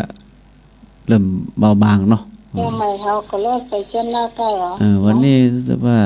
เบื้องต้นตอนบ่ายๆก็รู้สึกว่าเพิ่มประมาณ9คนเนาะหลัก9แต่ว่าล่าสุดก็ประมาณคืนเนี้ยได้รับข่าวจากต่างๆโซเชียลนะว่าเชียงใหม่มีคลัสเตอร์ต่างแถวเรือนจำนะไม่แตกได้จะได้นะยังแต่ว่ารอประกาศวันพรุ่งนี้กับทางจังหวัดแม่นครับแต่เชียงใหม่เฮาก็เริ่มดีขึ้นตามลำดับเนาะจะมาหนักทางภาคกลางเนาะครับอันนี้ขอเป็นกำลังใจให้ผู้ฟังรายการโดยเจ้าบ้านเนาะที่กำลังฟังรายการก็ดีไม่ได้ฟังก็ดีก็ขอให้กำลังใจเพราะว่าโรคภัยไข้เจ็บเฮาก็บ่เกิดว่าจะเกิดมันก็เกิดเนาะเฮาบ่ฮู้ว่ามันจะมาจังใดนะครับอันนี้ก็ขอเป็นกำลังใจทุกคนเลยเนาะครับครับครับผมขนาดใครอยากกินจอมาคูณยังไม่ได้กินท่านบ่ว่าพักกูลเนอะบ่กล้าตินเมียผมบ่ได้กินปีเนี้ยจอพักกูดครับเหมาะเลยเนาะหรือไม่ก็กับน้ำจิ้มก็ได้กับยิบลวกก็ได้ครับอร่อยมากเลยยังแกงขี้เล็กนี่พระอาจารย์ฉันได้เนาะได้อยู่น่าจะมีอยู่เดียวถ้ามีเวลาโอกาสถ้าอยู่ใกล้บ้านน้องใหม่แฟนในวันนี้เนาะครับวันนี้ได้กิน3 กุ้งมาเลยค่ะ3 กุ้งนะเจ้าแม่ตกจำครับแต่ว่าได้กินปลามุกปลาน้อยมุกนี่นะมีแล้วก็เจ้าหมดหรอตัวเหลือกับอันยอดกับยอดกอกับแตงกับเกลือเจ้าพยามมดเรื่องอ่ะผักกูดนี่มันกินแล้วมันแบบธรรมชาติหรอครับผักกูดเป็นธรรมชาติมันบ่มียาบ่มีครับออกธรรมชาติของมันนะเนาะก็อย่างวันนั้นผมเนี่ยเขาตามส้มเนาะหั่นยอดอะไรเนี่ยเนี่ยต้นหมามันออกตามหมดเนาะบนล่างบนนี่ไงเด็ดมาก็กินเลยอ่ะเป็นธรรมชาติก็ท่านใดก็ได้เนอะถ้าสมมติว่าจะไปวัดป่าหินนะสมมติว่าท่านลุกทางแม่ริมไหมเนาะเลี้ยวขวาเนาะปะวัดเจ็ดหน่อได้นะครับแวะหน่อยก็ได้นะหัวละเกียรติอันนี้เข้าข้างตัวเก่านี่อันนี้ตอนยาวมันยาวเตี้ยฮะเนอะแต่ตังเข้าว่าจะยอดอยู่ตรงไหนฮะก็นึกว่าข้าวหมูตีอ่ะป่ะต้องขอป้านั้นบอกกะป้านั้นบนดึงบอกหรอกเลี้ยวซ้ายเนี่ยเลี้ยวขวาเลยไปแล้วไอ้คนบอกหรอกอันอย่างว่าอันบอกร้อยหนานอันอย่างว่าอันกลับรถด่วนนี่เหรอกลับรถกลับรถเลี้ยวซ้ายขออภัยเลี้ยวขวาว่ะจะไปทำอะไรกันแน่น่ะกลับรถเลี้ยวซ้ายขอไปเลี้ยวขวาตรงไปเลยยังเพลงของไอ้เหินนะมั้งอะความจริงแค่ดีนะคนบอกว่าจะดีอ่ะมันจะดีอ่ะ GPS นี่อันเขาไว้วางใจลำไปกับบ่อหลานเลยจ้างปังหลงหมดเลยป้าหลงป้าลงบ่อยจังเลยไปอ่ะเหม็นครับแล้วพูดขอโทษก็ขอโทษข่ายอ่ะมีโทษก็บอกขอโทษแล้วเลยกันเลยไปเลยครับพูดไปอยู่ทั้งหน้าแล้ววันนี้ท่านเพราะว่าจะได้ก็อยู่ผู้กำเมืองไปกันโดยในเจ้าวันนี้มีกำเมืองที่ว่าจะต้องตีความกันนักหนาเลยแน่นะครับตอนนี้คือสามเณรเอาลากปัญญานันเหล่านี้ทานน้อยหนึ่งก่อนครับขอบคุณพี่สมัยแล้วก็ขอบทีมงานก็ที่จะเล่านิทานก็เติมกันโน้ตสารสถาญาติโยมเนอะจะไปละวัดละวาคือมันฮะผู้ประถมประธานวัดวา การบ่มีภัยจนบ่มีภัยช่วยบ่มีภัยอุปถัมภ์อุปถากแล้วก็ยุ่งแล้วเนอะน้อยก็จะไปเป็นแหนนปีแหนนก็จะไปเป็นไฟแล้วนี่แต่ก่อนนี้แต่ก่อนนี้ทางโยมขอแรงจากทางวัดป่าเดี๋ยวนี้โควิดมันวิดหมดทั้งวัดทั้งโยมโสมไปเท่ากับพระตาญาติโยมจะไปละวาเนอะเพื่อกำจูศาสนาคนเมืองเขาว่ากำจูศาสนาบ่ฮื้อสุดซอยคืออยู่ถึงครบถ้วน5 ปอนด์ประวัติศาสตร์เที่ยงเต้าทีกาอายุของหมู่เฮาด้วยกันอุปถัมภ์อุปถากใกล้วัดไหนไปวัดนั้นเนอะใกล้วัดไหนไปวัดนั้นเดินปอนง่ายๆกะวัดไกลก็ได้ถ้าใจถึงเนาะครับไกลก็ได้ถ้าใจถึงวัดไหนอยู่เชียงใหม่นี่อาจจะไปตามที่เราปูนก็ได้เนอะทำจากวัดหรอน่ากันขอบคุณไว้ล่วงหน้าครับถ้าเราปูนไปเนอะสดาญาติโยมวันนี้อาตมาจะเอานิทานเป็นนิทานพื้นบ้านนิทานนี้อยู่ในพระธรรมเทศนาเพิ่นบอกว่าเป็นในธรรมของตำนานวันเก้าของมันจะอยู่ในตำนานวันเก้าของอาตมาที่ชื่อเรื่องว่าตายแล้วยังไม่วายเป็นชู้อาตมาที่ตายแล้วยังวายเป็นชู้พอจริงกระดูกก้นมาหูเรื่องอย่างกระดาษจะจมแต่คนเอาไปทำแล้วไปโตดกระดูกไปโตดจะได้ฟังก่อนฟังวิพากษ์วิจารณ์อาตมาเสื่อเพราะอาตมาเล่าจบเดี๋ยวอาตมาจับเพื่อญาติโยมฟังสายแสดงความคิดเห็นก็ได้วันนี้เมินมาละเนี่ยอันนี้ก็มีมานพหนุ่มคนหนึ่งชายคนหนึ่งก็ชายคนนี้มีความฮักต่อภรรยาฮักต่อเมียเขาแต่ว่าเวรซ้ำกับซักเมียเขามาตายต่อเมื่อเมียเขาตายแล้วก็เอาไปส่งสการตานคาบเอาไปเผาปีกระดูกเรียบร้อยแต่ว่าพ่อชายคนนี้ไม่ยอมเอากระดูกไปขว้างจะไปที่ไหนก็ต้องเอากระดูกของเมียเนี่ยพกไปตัวเอาใส่ห่อผ้าไปนะไปกอดนอนเหมือนกับคนมีชีวิตอยู่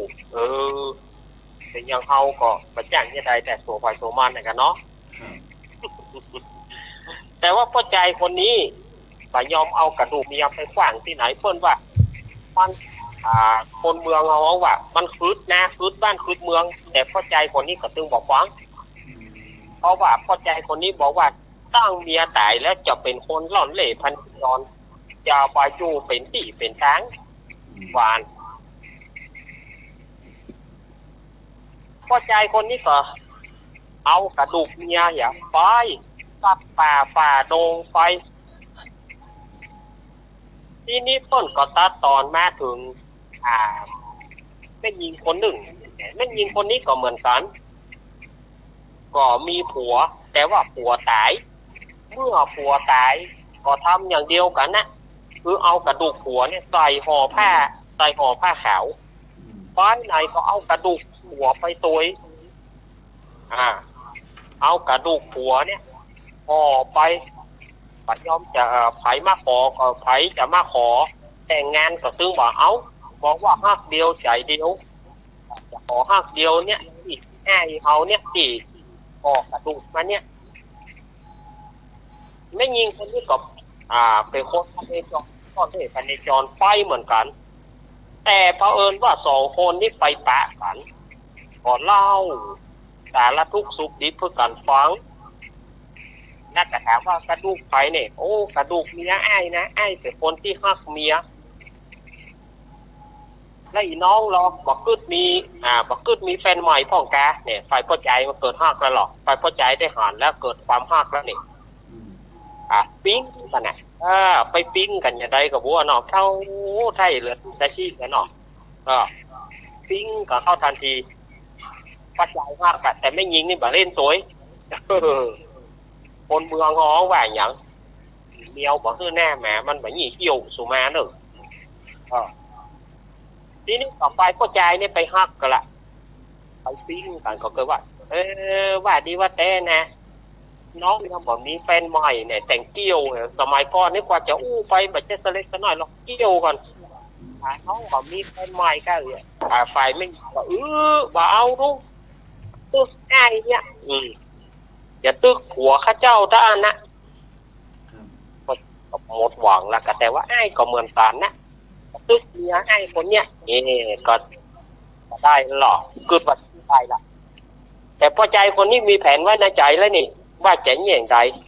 จะต้องหาวิธีเพื่อใดที่จะได้นางคนนี้อะไรโกนบ่มนก็กระถางนสถาญาติโยมทีนี้พอข้ามมาก่อนนอนกลางป่าฮะนะเอาก่อนนอนกลางป่าฮะพอไปไม่ยิงรับไปพอใจก็วางแผนทันทีวางแผนอะไรอย่างก็ไปลักห่อกระดูกของผัวเปิ้ลไปลักห่อกระดูกของผัวเปิ้ลเอามาซ้อนกระดูกเมียตัวเก่ามันอย่างอีลู่แผนมันก็เข้าท่าดีเหมือนกันแต่งลูกเจ้ามาแต่งเดือดหรอกลูกเจ้ามาแต่งเดือดโอ้ตานหาเนาะตานหาแต่ตานหาว่าตายก็เป็นกระดูกพอยังมีตานหายังมาเป็นจูเป็นเจิงกันอยู่โอ้ไอ้ตึงบ่ยอมเนอะไอ้กะอีน้องลูกแม่ไม่ยิงก่อนงมขี้ตาลูกมาหน่อยไม่ยิงนะลูกมาไอ้ยังเนี่ยไอ้ยังพอนี่โทผัวอีน้องเนี่ยฐานะตายแล้วเนี่ยยังบอกว่าตามหาหน้ามืดมาเป็นจูเป็นเจิงกับกระดูกเมียให้มาซ้อนกระดูกเมียให้ตึงบ่ยอมเนอะประเดี๋ยวนี้นะโอ้มันเป็นไปได้จะได้มันจะต้องมีไผเอามาซ้อนกะอยู่กระดูกนี่มันจะมาซ้อนกันได้ฟ้าให้หันก็ผูกกับตานี่ให้หันก็ผูกกับตามันลอยจากขี้ข้างอีน้องน่ะไอ้มงลงมันมาซ้อนกระดูกมีไอ้นี่ไอ้บะเดือดบะดองก็อย่างรอมันแจ้งก่อนบัดนี้แจ้งแล้วไอ้ตึงบ่ยอมเนอะในฐานที่ว่ากระดูกตัวมาเป็นจูมีไอ้ตึงบ่ยอมถึงนายถึงศาลที่นี้ก็ตกลงก่อนก็ได้ไปบ้านพ่อหลวงไปบ้านพ่อหลวงนายทำเพิ่นห้องว่าไปฟ้องยาบ้านก็คือแก่บ้านก็คือพ่อหลวงผู้ใหญ่บ้านนั่นนะ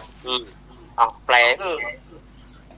บอกมีใครจะมานั่งแปลเบอร์อย่างนี้สถานญาติโยมมีอาตมาเนี่ยมานั่งแปลเบอร์มานั่งแปลไปถึงก็หาบ้านพ่อหลวงอยู่ก็มียองก็เนาะพ่อหลวงต้องเสียที่น้อยเนาะโอ้มียองก็หาผมถึงบ่ยอมเนอะพ่อหลวงบ้านนี้นะผมจะมาขอแจ้งความเรื่องอะไรอย่างก็แจ้งความเรื่องอะไรพ่อหลวงกระดูกผัวอีน้องเนี่ยไปซ้อนไปเป็นจู้กระดูกเมียผมก็หูก็ตาตะคืนนี่บ่ได้โอ้มันเป็นไปได้ก็มันเรื่องมันเป็นอย่างไรเล่าให้พ่อหลวงฟังกำล้อพอใจก็เล่ามาก่อนว่าผมเนี่ยมีเมียอยู่คนหนึ่งพอเมียผมตายแล้วเผาผีจี้กระดูกแล้วก็ไปไหนก็ด้วยความฮักเมียก็เอากระดูกเมียไปโถยเล่าให้ฟังและอีน้องนี่ก็มีตายเอากระดูกหัวไปตัวแล้วพอไปปะกันเนี่ย ทอดทุกคืนกระดูกปล่อยน้องเนี่ยก็ลอยไป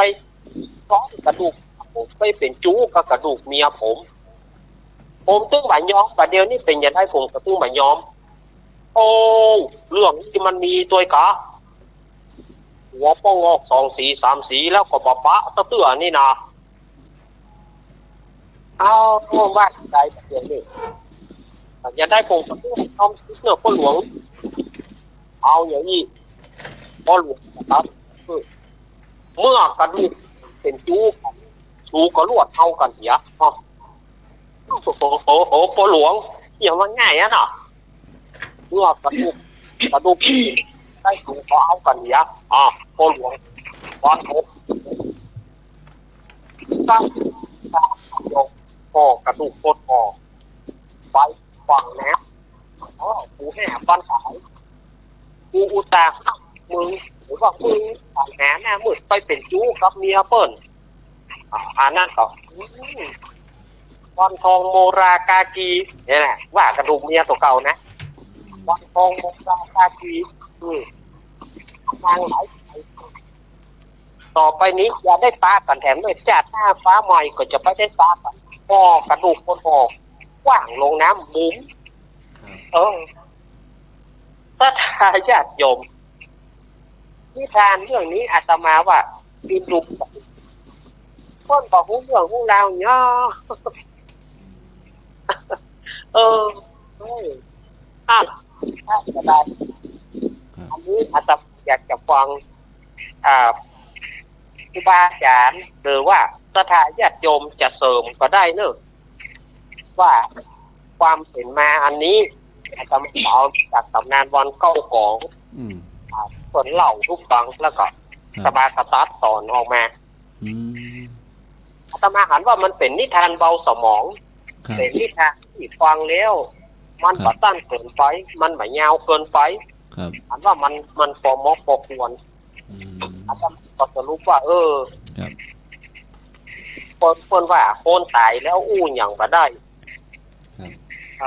เพราะว่าคนตายแล้วอู้อย่างบ่ได้แปลงโตดแปลงตาใส่เปิ้นก็ได้เถียงได้แล้วเนาะน่าจะเปิ้นก็เถียงบ่ได้อันนี้ความก็ได้เปิ้นล้ำเขากระดูกผัวเปิ้นมาเปาะกระดูกเมียตัวเหียใจก็มีนี่ก็มีเนาะอันนี้ก็มีเนาะใส่มากันเจ้าน้องเหมยเจ้าประเจิญพระจารย์เขาได้เมียเปิ้นนะคะแต่งเรื่องว่าเอากระดูกผัวเปิ้นมาซอดกระดูกเมียเปิ้นน่าจะน้องเหมยเนาะมันปลิ้งเหรอมันปลิ้งเจ้าขอบคุณเด้อขอบคุณตามอันท่านในเอาลักเนาะเปิ้นเรานิทานมันจะมีอันพอดีหัน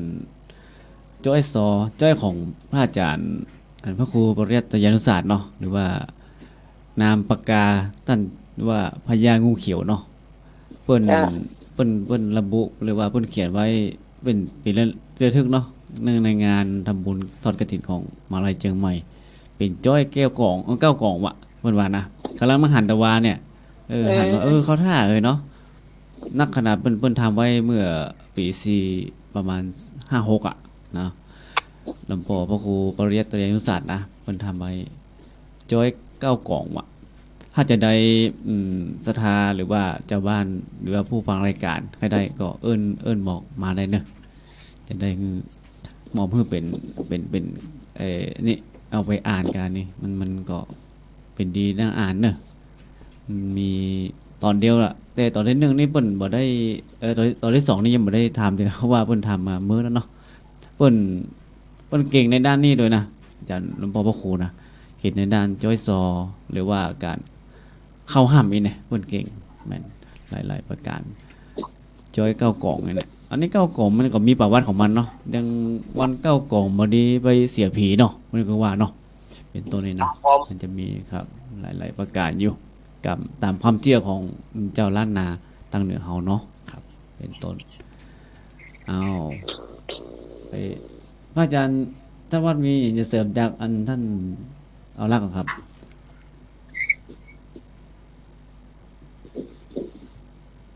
จันทวัฒน์ครับ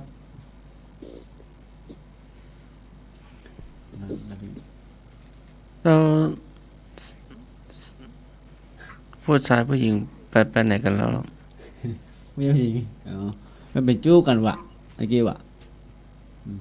สมัยพุทธกาลกันหรือว่าอยู่ที่ร้านนะ อาจารย์เอาลักอาจารย์สมานถามว่าตั้งสมัยพุทธกาลกันเองหรือวะ อ๋ออันนี้ ครับ ผู้ก่ออย่างนี้อาตมาก็กับผมก็บอกฟันธงนะว่า ครับ จะเป็นสมัยพุทธกาลก็เพิ่นก็เขียนเป็นตำนานเอาไว้ ครับครับ อันนี้ผมต้องยอมรับว่า อืม ผมไปตำนานตรงนี้ว่า ครับครับ จะแม่นจะเป็นช่วยสมัยพุทธกาลก่อน ครับ หรือว่าหลังพุทธกาลเนี่ย อันนี้เอาฟันธงไปก็ได้เนาะ ครับ ขอสุมาพี่นานนะครับ มียัง ขอโทษอาจารย์สมัครด้วยนะครับ ครับครับมียังผมก็ ท่าน ไม่ได้ นวัดไปไหนล่ะ ก็อยู่ด้วยกันนะ อยู่นะแต่หมูบนนี่ก็หมูบนจะมีอันนี้ก็เสริมข้อมูล เสริม ในนี้ พ่อ ก็ครับ เจ้า มัน ท่านนวัด ว่าอาจารย์ครับอันนั้นครับ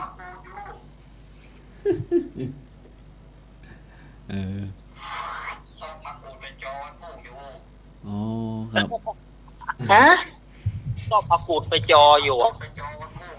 อ๋อชอบประกูดวะอ๋อ พัก จะ กูดที่ไหน หลังวัดวะ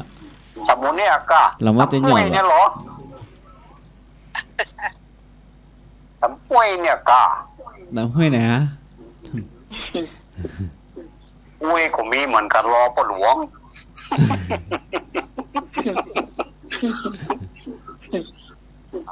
ก็กันนั้นจังหวัดสันติธรรมก็มาแล้วหลวง พวกมากับมาเนาะ พ่อหลวงตัดสินง่ายไปหน่อยแต่อันสู่เขาสู่ก็แต่งงานกับเหตุไรเนาะก็ยังมาทำมันเป็นย่านแล้วพ่อหลวงมันก็มาจ้างเนี่ยเนาะ แม่น พ่อใจคนนั้นก็หวานนะเนาะ หวานในแก้วมึงอะ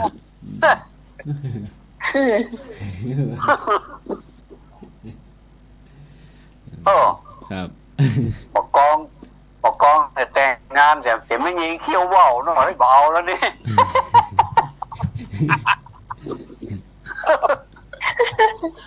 อันนี้ เขี้ยวว่าวเนาะยิ้มใส่คำนี่โลดเลย รู้ตัว น้องก็บอกง่ายๆอ่ะว่ามันเขี้ยวว่าวอ่ะอ้าสู้กว่าได้ไอ้ขัวผีหลอกเมื่อคืนวะพอดีเขี้ยวมันบอกว่าวเนาะแต่มันเลยเนาะ ครับ ถ้าจะงามมันละแกหูเนาะ ครับ เขี้ยวบอกว่าวไอ้เด้อถ้าเขี้ยวว่าวไอ้นั่นเนาะมดท่าเว้ย หมดหาเนาะ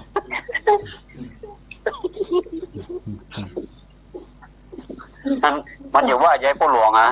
พ่อหลวงเอาเธอผมเอาลูก ผมออกพ่อหลวงนะครับบัตานโม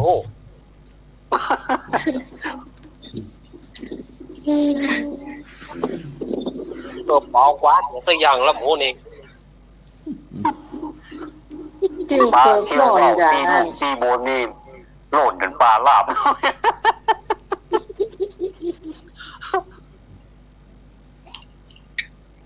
ต่อไปจะไปกรรมเก่านะเจ้า ครับ กรรมนี้เนี่ยเราก็ไม่อยากรู้นะเพราะว่ามันถ้ามันเขาจุดกรรมต่างๆเนาะมันแต่เราได้ยินอายนกมหาวันกาวางกระโดดโลกให้หัวเจ็บท้องเจ็บไส้เลยเนี่ย เดี๋ยวนี้เป็นอะไรฮะปิงเนาะไอ้นพวรรณนพวรรณอะไรอย่างเงี้ย มหาวันกาวาง หายแซมเนาะนี่ จะจัดรายการเหรอ อ๋อจัดดีกะ เดี๋ยวเจ้ายังเปิดอัน เพลงสากลให้เนนฟัง ที่ฟังเจ้าอ่ะ อ๋อที่แต่เจ้าไหน เจ้า มีเจ้าฟังหัวแม่ ครับ มันเป็นยุค60 70น่ะ โอ้โห ม่วนละ ครับ ยุค หา นั้น คนที่เปิดเพลงแบบนี้อ่ะเจ้า ครับ โอ้ทันตวัฒน์เปิดที่ มันอย่างหม้อหุยอะนะหม้อ นั่นน่ะ กับมันนั่นก็เจ้าพระกูดกับ อืม แล้วเนาะ ครับ เอาละเนาะ กำแบบเก่าเนาะ กำนี้นะ กำเอากำหยังเอามา คนว่าอีดักอย่างกับปากเข้าจุดหัวโอ้ข้าวกำนี้ไม่ยินปะโนโลให้หนูกิ้งไปกิ้งมานะ อืม ว่าเมื่อก่อน อันเชียงใหม่เฮามันคือคักเนาะโอ้มีแต่นักท่องเที่ยว อืม ถนนติดกันไปเจ็บตื่นเจ็บกว่าจะขับรถไปไหนมาไหนได้เมื่อเดียวนี่หลงเงื่อนหลงเรื่องเนี่ยแล้วก็อย่างร้านอาหารกับเส้นมีสายไฟอะนะร้านอาหารกับมีบางร้านเนี่ยเปิดได้3-4 วันกับปิดเลยอ่ะมีใครไปกินเหรอ จ้ะ อย่างสมมติว่าเราลงทุนไปปานนี้เนาะร้านอาหารเนาะเขาขายได้500อ่ะเนาะผมถูกลงทุนแบบปานขายได้500ก็พูดตื่นกันละ แม่น ลงทุนไป3-4 วันจบข่าว ก็ยังเพื่อนผมกำลังเปิดร้านขายตามส้มเนาะที่ไม่วางแล้วมาเจอโควิดรอบ3จบข่าวเลย นั่นแหละ จบเลยวันนั้นก็ฝันแม่นนะฝันว่ามันย้ายไปอยู่ที่อื่นแบบว่าวันนั้นมันโทรมาหาย้ายแต่ว่ามันย้ายไปอยู่ละปูน อ๋อ ย้ายไปแล้วแถมอย่างนึงมันไปเจ้าที่ภาคใหม่แล้วมาถามมาปรึกษาเรื่องมันเป็นคนไทยเนาะคนอีสานไอ้ไปนานอันนี้ได้เนี่ยพอดีจะมาอยู่ไอ้เนี่ยเจ้าที่ใหม่เนาะแล้วก็จะได้บอกเนี่ยได้พ่องว่ะพอดีบอกมันก่อนจะเข้าไปอยู่ก็บอกเก่าอันนี้เจ้าตีเนาะที่เป็นรักษายังที่บ้านที่หอที่เฮือนเนี่ยว่าเขาจะมาอยู่นี่มาเนี่ยนี่จะมีอุปสรรคอย่างนี้กะบอกมันนะมันถ้าอยากขึ้นไปแต่ว่าวันศุกร์นี่จะไปย้ายที่นอนเลยบอกมันนะเพราะพวกวันศุกร์นี่เป็นของย้ายที่นอนเนาะวันศุกร์เขาแม่นบอกมันละย้ายที่นอนแล้วนอนบหลับเนาะมันพอดีบอก เพราะว่า เขาละ โต๊ะที่นอนเราวันศุกร์ ครับที่นอนด้วยมันสำเร็จคนอีสานเป็นด็อกเตอร์นั่นแหละด็อกเตอร์แต่ว่ามันก็ยังเป็นน้ำบอลก่อนละแต่ว่ามันก็มาอยู่ทางเชียงใหม่เฮาเมื่อเนี้ยเพิ่นก็มีอย่างก็โทรหากันนั่นไงปรึกษากันเนี่ยเป็นต้นนี่นะครับ ลำบากแต่เนิ่นเนาะ ช่วงนี้นี่ได้ต่ออะไรกัน ได้ยินนั้นไอ้นกมหาวานเปิ้นตู้กำเนี่ยโอ้มันก็ใช่อย่างเปิ้นว่าแต่เนาะแต่ก่อนนี่เป็นท้อง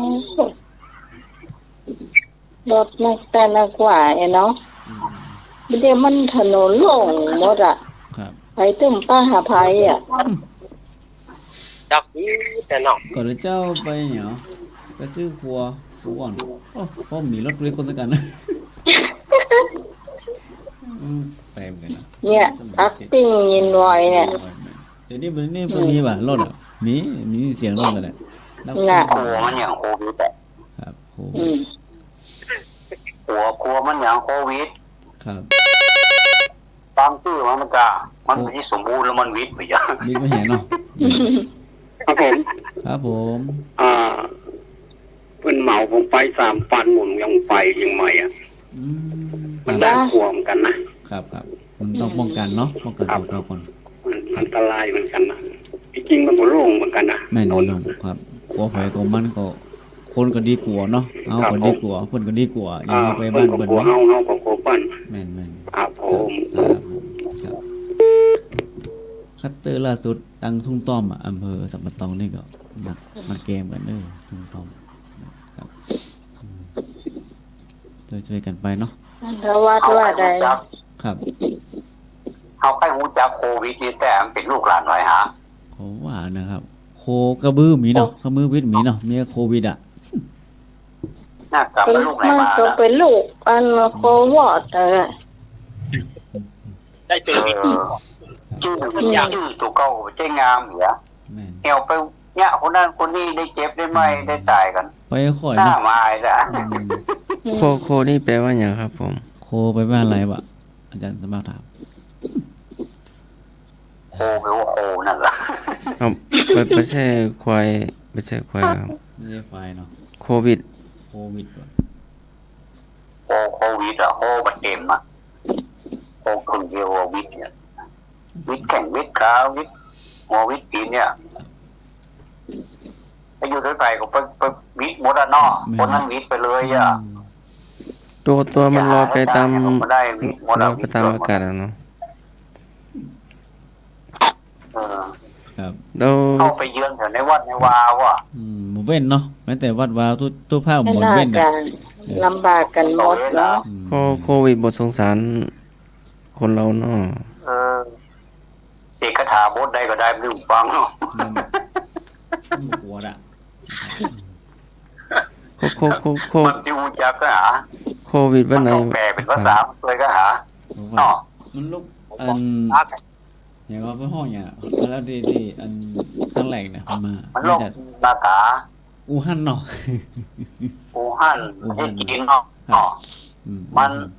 อันนี้ความคิดอาตมานะอันพี่หนาน ครับ โมเนอร์คนอื่นจะคิดเราคิดโมเนอร์ ครับ เวลาเขาสวดโมนี่เขาต้องแปลเป็นภาษาจีนมันได้ฟังตัวเองมันอยู่เรื่องเนาะ ครับ แต่ว่าอันนี้มันมันฟังภาษาไทยหูเรื่องหรอ ครับ อันนี้นี่เป็นความคิดได้เนอะ ครับ อาจจะใจได้ก็ได้นะมันแน่นะทำเป็นเล่นไปได้เนาะ ครับ แปลมันฟังเหรอบรรดาไกด์ทั้งหลายที่เปิ้นเป็นไกด์จีนเนี่ยเชิญเปิ้นมา เวลาทุกเจ้าจะสวดมนต์เนี่ยสวดมนต์เป็นตัวแปลภาษาจีนเป็นตัวอย่างนี้นี่ได้ผลก็หาไปนาน ได้ผลเนาะครับ บัดเดียวนี่ เนาะ ครับ เขาเนาะ แม่น คนไทยเขาติดนักกว่าอู่ฮั่นแล้วนะ ที่ไหน บัดเดียวน่ะคนไทยเขาแสนปลายให้นำเด่นน่ะ โอ้ ก็น่า ติดไปแสนปลายนะถึงวันนี้เนี่ย ป้าโท อู่ฮั่นที่เป็นติดแต่มันเริ่มแรกนี่ก็ประมาณ90,000ปลายเนาะถ้าเปิดก็หยุดได้ถ้าเปิดมีวัคซีนอย่างการแก้ไขกันได้ไวนะคะนี่โมจ้า แต่ก่อนนี่เขาไข้หัวไซเปิลประเด็นนี้คนไข้เขา โอ้ของเฮานี่แสนตายแล้วนะเด่นเนี่ย โอ้ ตายทั้งวันอ่ะ ได้ทุกวัน โยกเอาไล่จะพอมีที่เผาเมื่อแก่ อย่างประเทศอินเดียนี่ก็มันมีที่เผาเลยโยนใส่น้ำผูกคาไปเหี้ยที่อินเดีย ครับผม โควิดนี่น่ากลัวนะครับ บัตรข้างถนนนะรถจะปัดเขาค่ะ โควิดนะ ข้ามถนนนี่ยิ่งเสี่ยงกว่าโควิดนะเนาะ ตัวโควิดเป็นยังไงครับผม ไอ้ลุย ครับ เวลาโควิดมันข้ามตามมาลายนะไอ้ลุยบัดทัดยุทธมาเนอโจรเลย เรื่องข้ามถนนว่าได้มันข้ามเรื่องปัดเขาละ น่ะมันต้องไปว่านี่ปฏิบัติตามวินัยนะข้ามทางมาลายนี่บอกงูนะโควิดนะใส่เลยเด้อ ใส่เลยเนาะ แรกเลยบอกมันของเขาอ่ะ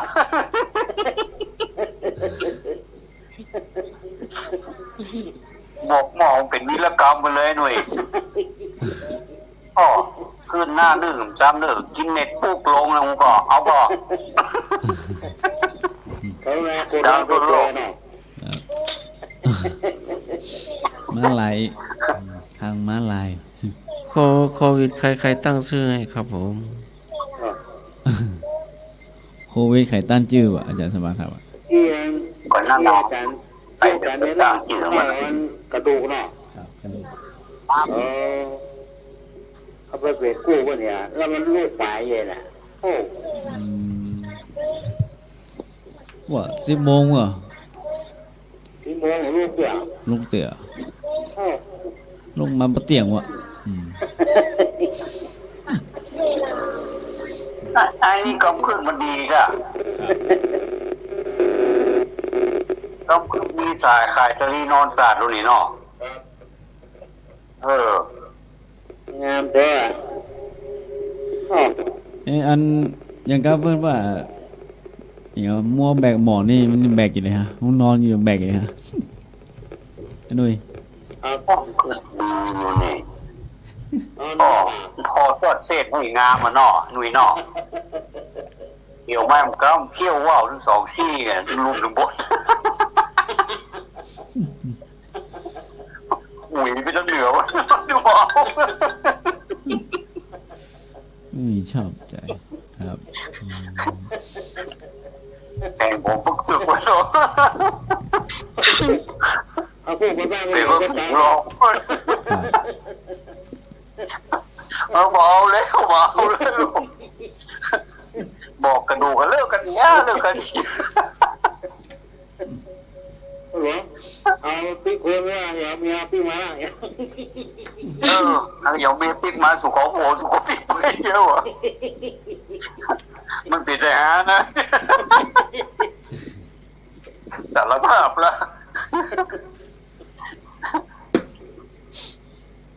เป็นลายลูก เป็นลายเนาะน่ากะน่ะเน้นเอาละครับ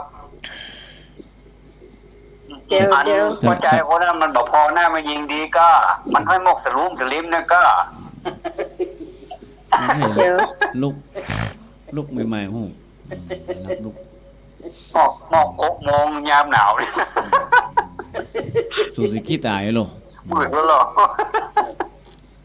หนาวกว่าหนาวเนาะถ้าได้เมียจ้ะผมก็รู้มันเนาะเที่ยวเลย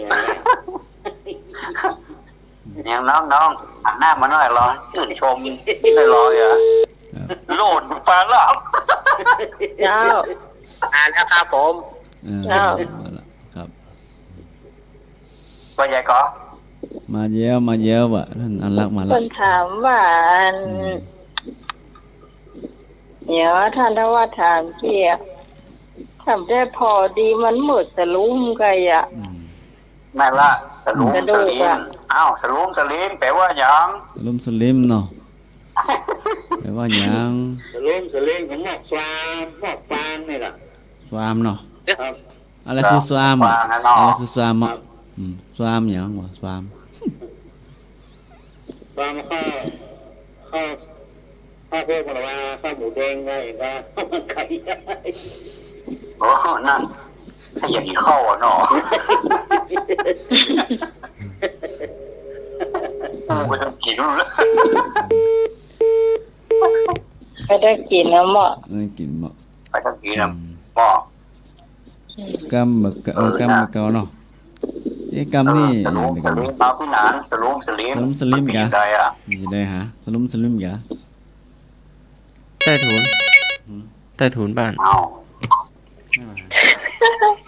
ครับผมใต้ถุนบ้านนี่ลูกสลุมครับจะข้ามแรงครับผมข้ามแรงนะเนาะมันจะข้ามแรงสลุมครับผมครับขอบคุณหน้าหนาวนี่มันสัก6 โมงนี่สลุมแล้วเนาะลูกจะมืดไปจนอีกหรอแน่นอนหน้ากะโอเคนี่ยังหันอยู่หน่อยก็หาเนาะสลุมนี่ไม่ได้อย่างมืดเลยโอเคครับโอเคภาษาไทยเนาะเห็นตัวดำๆเลยครับมันจะหันเงาผ่องมาหันผ่องเนี่ยเนาะน่าจะดีหล่นเงาตัวเก่ามาอะไรอย่างไหนเนาะ ไปปุ๊ ต้นเงาตัวเก่าก็มีนะ แล้ววิ่งก่อน ใส่ตีเท้าอีก วิ่งเนาะวิ่งแล้วไปชนกันก่อน ไปโจรยายเงาตัวเก่าอ่ะมันก็หล่นตัวเฮาน่ะกะ เผื่อบ่หันกันนะ โดดลงน้ำหรอกะมาตัวยังอยู่ไกลอ่ะ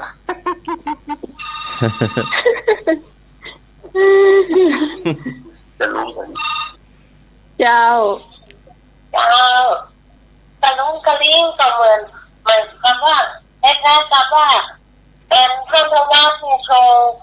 วันเตอร์ดื่มไปแล้วเนาะฉันไปแล้วพอดีมันฮอตไปแล้วท่านวัดก็เอาน้ำอุ่นตะลุงกะลิงข้าวดื่มอย่างกามึงเจ้าจนฮอตไปเลยกระเจ้า ไม่ใช่ยี่ห้อ มันจะวนกินด้วย ไม่ใช่มันเป็นคำว่าตะลุม ตะลุม ตะลิม ใช่กับโพเพนะ ชามมะเร็งเนี่ยนะจ๊ะ โอเค ใช่ โอ จะ เค พูดนี่ โอ นะ เค จ๊ะ โอเคโอเค ไม่ใช่บอลลิงกิงกองเนาะ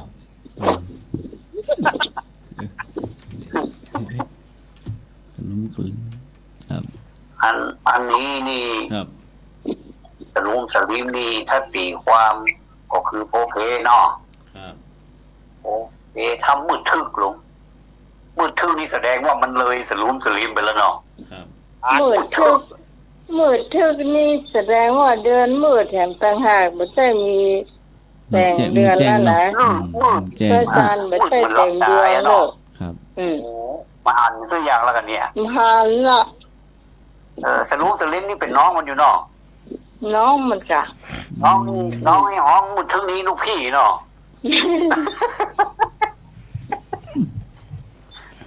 มืดทึกนี่โอ้เนี่ยได้ดี จุดเทียน ไฟก็ดับ เปิดไฟ ไฟก็ดับยายเนาะ อืม เจาะเนี่ยก็บอกกะ จุดเกียร์ เทียนไฟก็มีไหนบ่หู อ่า เจาะหา กั ก็ บบ ไฟ อก กับ กะ เมียโคนเนี่ยเนาะโอ้ เอา ได้ เอาหินมาต่อยกันให้เกิดไฟ เอาหินมันต่อยกันปะ อย่างนั้น ครับ จะโทรศัพท์จะโทรศัพท์ก็แบตหมดเนี่ยเนาะ ครับ น้ำมันรถหมดต่างจางไงนะ โอ้ ได้น้ำมันรถมาแล้วโหยางแบนหมด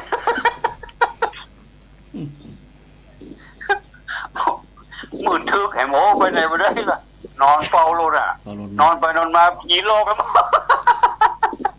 หิวข้าวอีกเหรอ อยู่เข้าแหมโอ้ให้อาบน้ำผมไม่ได้อาบท้องก่อนบอกว่า น้ำหมด น้ำก็หมด อืม รับไปถึงนั้นถึงนี้ ข้าวก็ไม่มี แล้วไฟใหญ่แล้ว น้ำก็ไม่มี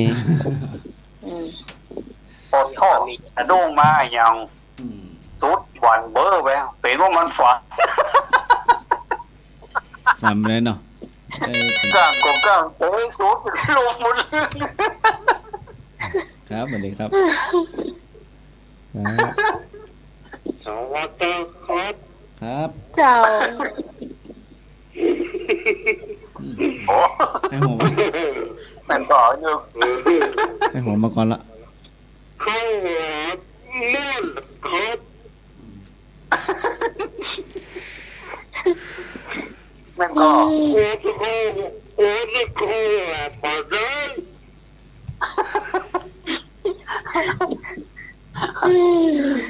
ไอ้อย่างในโลกนี้นะมันถึงจังแกล้งเป็นชุดในรถอ่ะแกล้งวันนี้ก็เอาไว้สักหน่อยแควน อัน ก็ นี้ แกล้งเป็นชุด ไข่เหี้ย ฮะ มาไข่เชือก เองก็ ธรรมะใครเขียนวะ ไข่เชือก ธรรมะ ทำมาใครเครียด ครับเนี่ยมันที่ก็รับตลอดต่อ อยากให้พระอาจารย์มาทั้งคืนเนาะ อืม หัวเราะทั้งคืนเนี่ย เดี๋ยวนี้ เอาก็รักสนทนากันอันเรื่องอันสรุปสลิมแล้วก็ไปมืดทึก ครับ ว่าได้เป็นอ้ายได้เป็นน้องวันนี้หน่อยนึงเนาะ ครับ มันจะมืดทึกเป็นอ้ายวันข้างวะเนาะ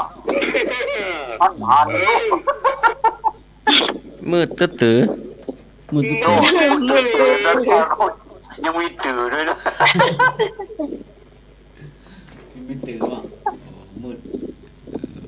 มืดตื้อ อ๋อแสดงมืดทึกนี่มันมีอ้ายมันชื่อมืดตื้อตื่นครับเนาะ ครับ มันเป็นมืดก้อนมันไม่ยาว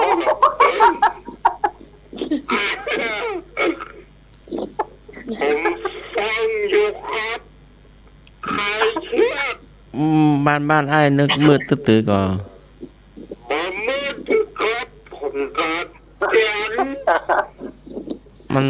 มันดึกแล้วนะ นายจ่อ โอ้ระวังฟืนไฟเด้อ ครับขอบคุณนะครับ ครับ เจริญพรเจริญพร การ เอาความไปให้มันหายเครียดเนาะ ครับค กา รับ รทำมาให้เครียด ครับ ผมการเขียน อืม อ้าย ออกมาสัมภาษณ์ไหน หัวเราะทั้งคืนเนาะ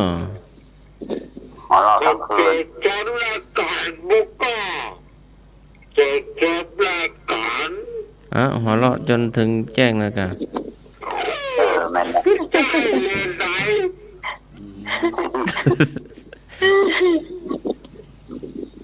ครับ ผมก็เอาติ๊กทำมาให้เกียรติ อืมทำ เอาตัวเนี้ยจับ เอาตัวเนี้ย แล้วเข้าหัวจับสายเจ้มปุ๊บจุ๊บเบบ้า เราก็หัวเราะเงียบๆกันเขาหลับอยู่ เอาหัวใจแล้วใจ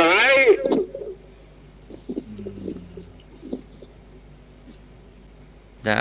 ขอบคุณอ้ายนึก ขอบพี่กันนะครับ ครับ เจริญพร อ้าวเจริญพรเด้อเจริญพรอยู่ดีมีสุขเด้อไอ้นึกเด้อ ครับมาแบบไร่ยาวเนาะธรรมะไข่ เอา ข้าว ละ เนน เอาละไปเสนอ เดินอย่างก็ได้เนอะเนนเนอะ ครับเสนอมาก็ได้ก็ไม่ได้นะครับเนาะครับ จะเติมยังว่าก็ได้เจ้า อืม หลายรูปแบบเนาะรายการของเราทำให้คลายเครียด อืม ก็แล้วฟังแล้วมีความรู้บอกว่าด้านอนุรักษ์ภาษา อนุรักษ์คำบอกเก่าอนุรักษ์นิทานต่าง ครับ ๆ ก็ขอเป็นกำลังสนับสนุนในรายการนี้ ถ้าปฏิธุระภาระปฏิงานอะไรอย่างก็จะมานั่งอู้นั่งจะฟังแล้วก็ม่วน ครับ เขาได้อู้เขาก็ม่วนเขาได้ฟังเขาก็ม่วนม่วนอกม่วนใจเนอะรายการนี้เนาะ ครับ ขอเป็นกำลังใจเพื่อทีมงานสามารถคลายเครียด อยู่กับวิทยุ 104.50 ไปเมินๆนะครับเนอะ ครับได้ เอาละ ต่อไป อ้าว คำว่าอย่างเหรออาจารย์ปุ๊สุนมุนนะ เดี๋ยวแป๊บหน่อย อืม เอาโทรศัพท์แม่ เจ้า เจ้าเหมือน เจ้า มืดก็มืดตัดเหรอ มืดตึ้มมืดต่อ โอ้มืดตึงมืดจันแหนมมันก็ตึงขนาดนักกระนาไม่มืดจัน ตามเนาะ มืดตึ้งมืดถือยุ่งพอมืดตึ้งมืดกันแฮมโอ้โหใหญ่นี่ โอ้มืด พัดตะเงิน มืดเถอะมืดจันเอาล่ะแปลความน้อยร้องนะ เขาว่ามืดตึ้มมืด มั ตั น น ประหารหมดนี่ มืดจัน มืดตึ้มมืดตันเนาะ น่า ว่า จะ อ๋อแก้มืด โอ้มืดตื้อๆนี่ยังไม่อิดนะการอะมามืดตันเลยมั้ยล่ะโอ้โห น่าก็ มันเด้อผู้สูงห้ามลูกป้ามันนี่นั่งอยู่ที่เก่าโอ้ยโจสัน ม มือตื้อมือตื้อ มือถือ เพื่อนแล้วหรอก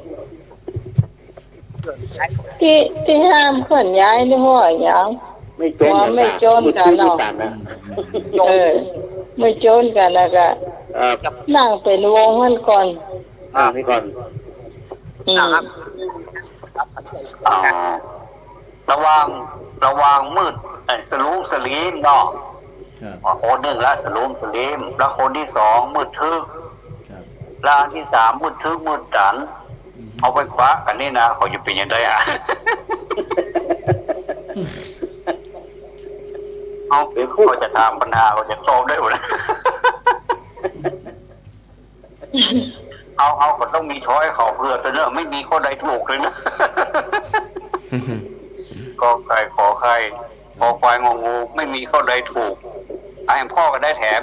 ถูกหมดทุกข้อก็จะเถียงกันเนาะเอาว่าข้อนี้นะอย่าเชื่อตามแจ้งเนาะเชื่อเกิดก่อนคิงอ่ะตะกี้เชื่ออย่างมืดตื้อมืดจันแต่แดงมันเกิดก่อนไอ้มืดทึกน้องล่ามันจะลุ้มจะเลี้ยงสามตัวนี้มันต้องขันให้ลุงล่า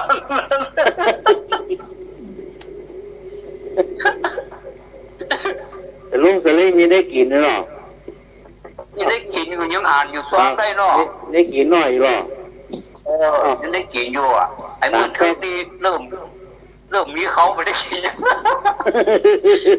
แล้วมือตื้อมือจันทำไมไม่ได้กินอะไรมาเช่นเดียวโอ้เน้นหายไปไหนล่ะครับไงเพราะว่าดูว่าเป็ดหมดที่ไหนแล้วแสดงว่าสาตุเกิดแค่ไหนกินก็มานี่จะมีป้ากันยังสองลูกไม่เป็นไงกันแยกทางกับตรงเนี้ยหมดสิ้นเวรกองสักทีนั่นขอให้ดูเพื่อเขาได้เมียพวกนั่นแหละป่ะมึงเหมือนแม่คนนี้ก่อนนะมันเชี่ยวว่าวมาก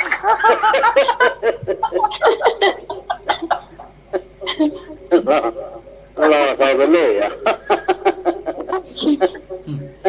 อันนี้ว่าวในปัจจุบันนี่นะในอนาคตนั้นไม่ไกลจะว่าวเองเลย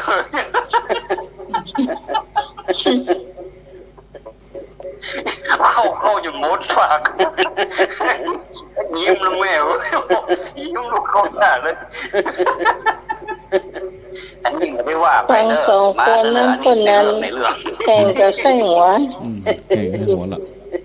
อันนี้ในเรื่องเนอะวันนั้นไปฟ้องกันนะ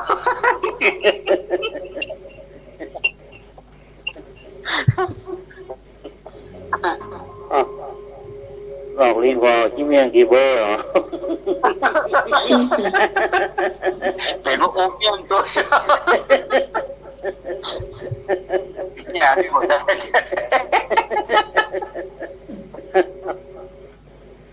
งานบุรี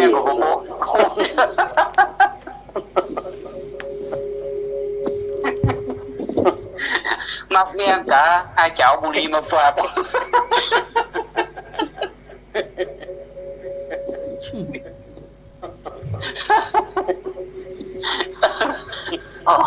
โอ้ไปกันใหญ่เนอะเขาย่างแล้วบ่อยากให้ประจันหัวหัวรอดทั้งคืนอ่ะเอาไข่หัวสองคนนี่หนุ่ยเอาลาแล้วแป๊บงอมจะเมียพูดงอมพอก่อนนะเดี๋ยวมาเชื่อว่าคนลิ้นมันจะคอยเมียงเบอร์วะ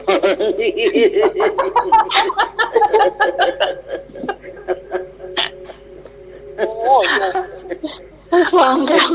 สองคนนี่แหละนักลมที่ล็อกแต่ละห้ามนะเห็นว่ามันโอมเมี่ยงแฮมคืนอยู่ต่างหากต้องหาเพื่อนเลยเพิ่มเติมกัน กี้แม่อย่างก็แม่พ้นตายมืดตึกมืดตันน่ะ ไม่ส อาจ ม จะแม่แล้วก็หาเรามาเฉล ไม่ ย สม มือตึ้งมือตันเนาะ ไม่โสมาอธิบายกันมาตัดที่ไหน อธิบายสักหน่อยมืดตึกมืดตันเนี่ยนะ ตัน มันเป็นรูปมาอยู่เป็น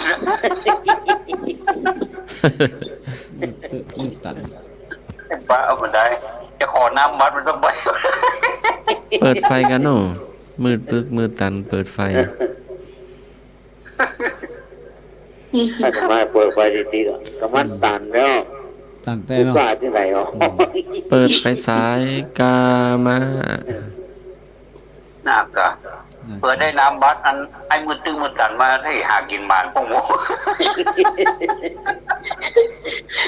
วางนี่หากินบ่ได้บอกให้หมานเลยไปตั้งได้ก็หมาน จังได้ก็อดเลยวันนี้นะเนาะ แม่น โควิดนะเนาะ เขาไปคุยหนึ่งบอกไป บอก คุย ฟัง งา แก น รู้หลายหน่วยเนาะ ครับ มืดทึกมืดตันน่ะจะไปหากินมาเนี่ยปวดท้อง ชื่อหวยก็บ่ถูกว่ะถูกเหมือนกันเนาะถูกตัวเดียวถูกเลขหนึ่ง เออ ทุกตัวเดียวไม่อยาก แล้วแม่ก็ถูกตวงถูกเลข4มันจะมาพวงป้อดา ก็ว่าป้าไอ้มืดตึกน่ะมันลืมได้สักเขา เรื่องมันทุกข์ มั เอา นต้องไป แม่ ไอ้มืดตึก แม่เอา04น้องแมว19เออมันถูกคนสวยอ่ะบ่เปาะกันสักกำ ได้คนตัวเนาะ จ้า ได้คนหัวโอ้เอามาป้องกันก็ได้แล้วเนาะ หวยรัฐบาลเนี่ย มันเน้นว่าจะเกี่ยกันได้หรอเอามาป้องกันก็ได้เนาะนี่เนาะ ถ้าได้ก็ได้2 ใบละเออ บอกมาป้องกันเนาะปรึกษานี่เฮารักก็รอปรึกษาก็ได้แล้วก็เอากระดูกป้องกัน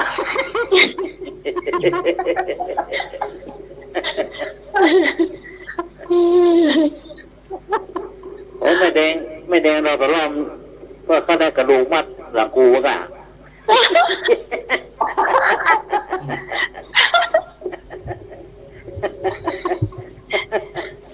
พบรักที่หลังกูแซวว่าแล้วก็รักแล้วโอ้โหเดี๋ยวได้ลูกมาโทรเหมือนเนี่ย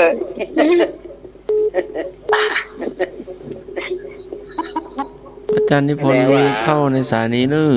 น้ำหมายอยู่ในสายในเครื่องอันสมัครอยู่เนาะ อ้าวข่อยค้านเจอกำลังมาแล้ว อาจารย์นิพนธ์เข้าสายนี้เนอะ053810053226058เนาะกินเวลาไปเป็นคนโตจัดเมืองเมือง อาจารย์นิพนธ์ แล้ว ครับ ฮะ เจ้า ครับ ไหน เจ้า โอ้ วันที่เมื่อกี้อ่ะมันตาย เมื่อ เลย ก็เจอขอให้ยายพร นะ ยาย วันที่เมื่อกี้อ่ะมันคนตายเองว่าเป็นเอามันตายเองเขาตายที่ตรงนี้ที่ตายมันอ่ะที่กินเองมันอ่ะวันเมื่อกี้ที่ตรงนี้มันเจ็บหายอ่ะมันเลยชอบหาป้ามันเลยถามไปว่าที่ใส่ซื้อให้ใส่ไม่ใส่เนี่ยอันที่หายที่แต่นี้ที่มันโตหายอ่ะ อ๋อ ที่สั่งซื้อแล้วใส่เสื้อใจอ่ะ อ๋อเจ้า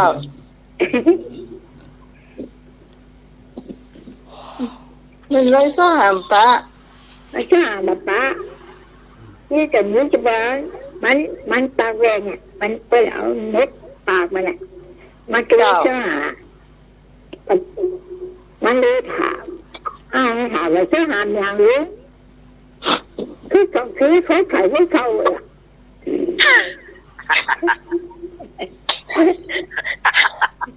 กินโซฟา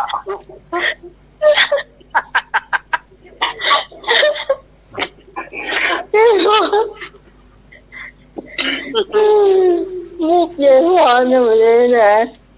เอ๊มาหลบดึกนายยายพรนะ เยี่ยมอนมาหลอบเด็ก น้องมนแดงกะ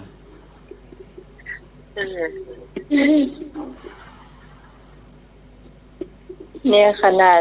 70 ปลายแล้วนะกดโทรศัพท์เก่งขนาดอ่ะ พ่อเน็ตนะ เนี่ยแต่ โอ้ มันให้มันดีสู้ไม่ได้เลย ก็เปิดรู้ว่าก็แบบว่าที่แต่งนี้เจ๊ไหนเจ๊ใดก็มาตาเห็นไหม ที่ต่างนี้ ที่คำต้องก็ หัวโต๊ะไหล แล้วจะ ถ้าต้องหาป้า ที่แต่งนี้เจ๊ไหนเจ๊ใดตาเวนไหนไอ้จีนหอยจะได้จีนหอยจะได้ไปเลยที่แต่งนี้เจ๊ตาขันเนี่ยมันก็หาย เข้าใจเหรอ ฮะ เข้าใจเหรอ ก็ ว่า พอเข้าใจเนาะ แต่พูดว่านั่นแหละแต่พูดว่าอย่างซื้อของซื้อเขาขายเขาเฝ้าอย่างแล้วคนก็ดูนี่นะเก่งมากเป็นเชื้อหาที่แต่นี้จบไหนจบđầu để bà tá các bà đều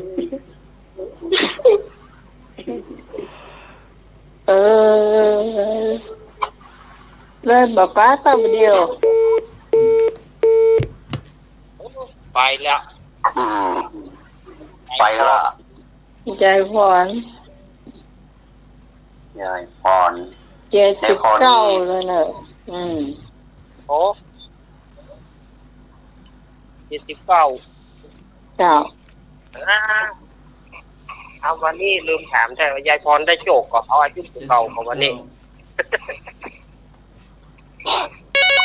โอ้ยเจ้าเนาะ ลืมถามตอนเอากับวันนี้ giá mình cho đi lên hàng lễ เออ cái chứ anh ấy tự tao เบอร์โทรศัพท์ของแม่จ้า ลอตเตอรี่อย่างเดียวกะ เออได้เดี๋ยวก่อนเจ้าcái ép chết ra มันออกกันยังอ่ะ hả มันออกกันยังหวยอ่ะ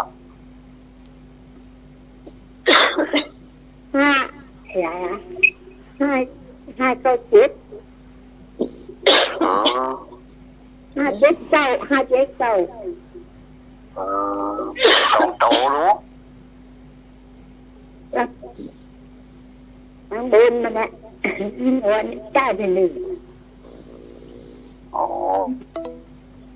แล้วตรงนี้ก็จะติดห้า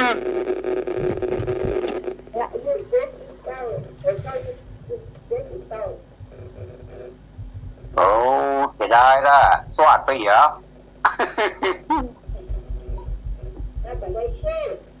ถ้าจังรูปเหรอแม่โอ้14โอ้เอาวิทย์ไปเด้อเอา00นะเกือบไปแล้วนะ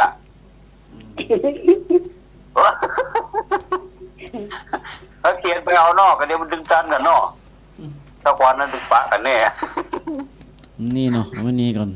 นี่เด้อ เว้ยอันนี้ความหวังของคนเขาเนาะที่ได้ก็ได้ไปที่ไม่ได้ก็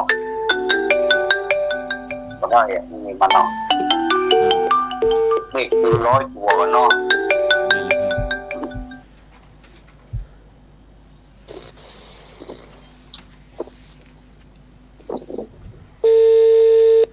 ที่เอาโอ้อย่างอ่ะสลิมแล้วก็มืดทึกแล้วก็มืดทึกมืดตันแล้วก็มืดทึกอะไรอย่างอ่ะ จ้า มีอยู่ฮะ ครับ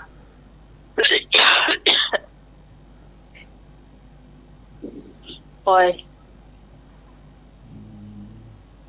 เอาไผ่มีกำอย่างแหมเลยเอาเจิญ ยุคคนไปแล้ว ครับผม ว่าไหม เจ้า ยุคคนไปแล้วกะ โมโหเนอะ ยังไผ่ละไอแคกอย่างมีแค่คิดโควิดมาแล้วก็ ว่า ยายพรอายุเท่าไรปีนี้ยายพรอายุเท่าไรปีนี้ ยายพรอายุเท่าไหร่แล้วปีนี้ ยายพรอยู่ปอ ไม่ใช่79ละจาน ยายพรนี่น้ำด่วน ไม่ใช่79ก็หัวหนอก579อ่ะ ครับ 579หรือ577นะฮะจันประวัติครับ ครับ ไปเรื่องอื่นเถอะครับ เดี๋ยวดีหน้ามืด เอา ค ไป รับ ส่วนโตเอาก็ว่ากะใหญ่ๆนะ มืดตึ๊ดจะมีมืดจันจะมีแหละครับเหมือนกันหน้ามืดนะครับขอคำว่าแง่แม่ครับภาษาคุณมองนี่เสียอะไรแง่แม่วะ คำว่าแง่นะครับ แม่ ตีความหมายครับเนาะ อีกความหมายว่าใหญ่ครับแม่กะ แม่วะ โอ้แม่นั่งแม่กันนี่สิอย่า แล้วก็ตามด้วยเสือกาเสืออีก เอาตัวนั่งแม่กันนี่ รับแม่ เหยียบขี้ไก่กันครับ อ๋อมานั่งคิดกันนี่ตัวเองอย่ากะ แม่ เอาไปนานเนาะ ครับใกล้ชิด มา นะ นั่งคิดกันนี่ตัวเองอย่า ได้ยาสีฟันใกล้ชิด ฉันจะกระซิบอะไรสักอย่างให้ฟังอย่า ครับ อยู่ใกล้กันเนาะ ก็ยังหูมาแต้ยังหูมา ครับ ป้าแต้ว่าดีมีตังค์ชาวบาทก็ยืมก็บอกว่ามัน แก จะเขีย เน น อะ เลยวันเนาะนี่ว่าบอกข้าไปมาโหยจังเสียว นี่ซาบาทเนาะ โอ้ยืมตึงเตื้อนุ่มก็ยังมายืมมันคงยืมซาวอ่ะอย่ามาแคะและอันบลัมเลยนะลำไปที่รักเนี่ยยังหูมาลอยอ่ะ ครับ นี่อย่างมาคิดหน่อยสิอย่าแม่เนาะ แม่ ก็ยังหูแท้นึกว่าได้ข่าวดีว่าฉันรักเธอก็อย่างว่าไปลูกอยู่ก็ว่าไปเนาะรักพอยืมตังซาวลงมีโก ครับ ครับผม ครับผม ฉันจะว่าแม่ล่ะ แม่ขอ แม่อ่ะ แม่หน้าหิมใกล้แล้วเนาะ นั่งยิ้มใกล้กันฮะ ทุกสามหูเนาะ นะ โอ้โหใกล้ๆให้ทุกสามเราฟังมาคบอยู่เงี้ยอย่า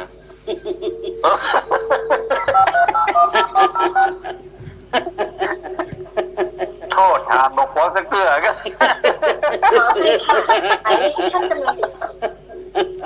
โทษทานบอกขอสักเกลือมานี่อีกยันการนี่มองได้หมดแล้วเรื่อง ผมมองแล้ว โอ้โหนะโอ้โหนาตาบุญนะ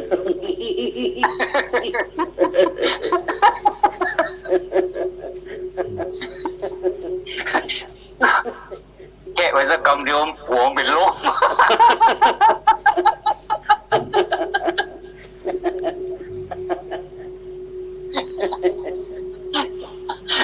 ลมช่วยมาพาไปไม้เกวง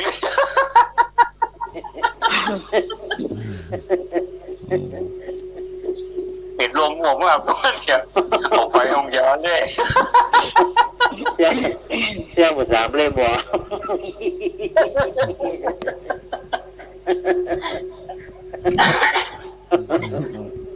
คุณหมอไปสัมภาษณ์ว่าลุงเป็นยังไงอ่ะมาแจ้งยังก็ลุงปวดเป็นปวดดูปวดดีไปแค่ขี้หมูเขาเห็นลมเอาอย่ามองเหตุกรรมปิ๊กบ้านมันลุง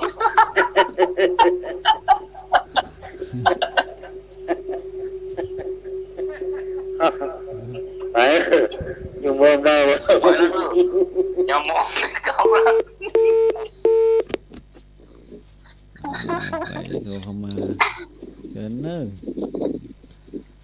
อาจารย์นิพนธ์ตะกี้ว่าแม่อีกอ่ะแม่อ้าวนะแหมยางนอกคำว่าแม่นกพินานอกครับ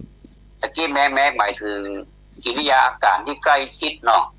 ใกล้ๆมาหน่อยชิดเข้ามานิดจะสู้ซาบหมูน้อยน่ะยืมตามสาวไอ้น่ะที่แม่เนาะครับกับแม่แหมอย่างนี้ยังป้นแปลงบ่โทเน่าอ่ะบอกมาแม่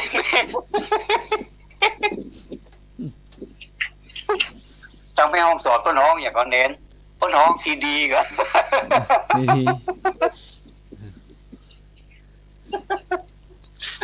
ีตัวเน่าแผ่นแล้วก็น้องซีดีอย่างมันก็มันเป็นแผ่นเนาะมันเป็นแผ่นล่อถ้าเป็นฮอนี่เป็นแบบมืออ๋อมือเอ้ยแบบมือนี่เสร็จว่ากระโจนเน็ตตอนนี้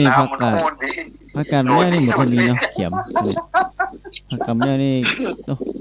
กินสดๆนี่มันขึ้นหุ่นดังเนาะพักการแม่จืดเนี่ยแม่มันกินนึงพักการจ้อใส่หยังใส่ตัวเนา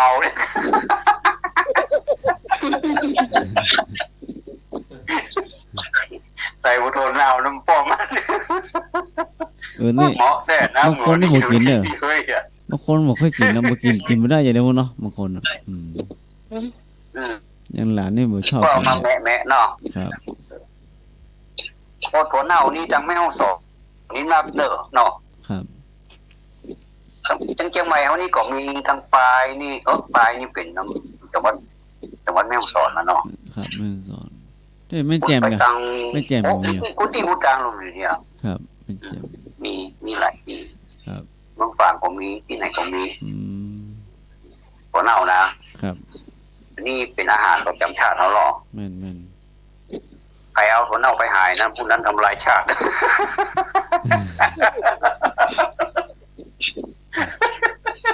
ถั่วเน่าเหมือนเขาตู้โอ่งคนใดตู้โอ่งคนนั้นทำลายชาติ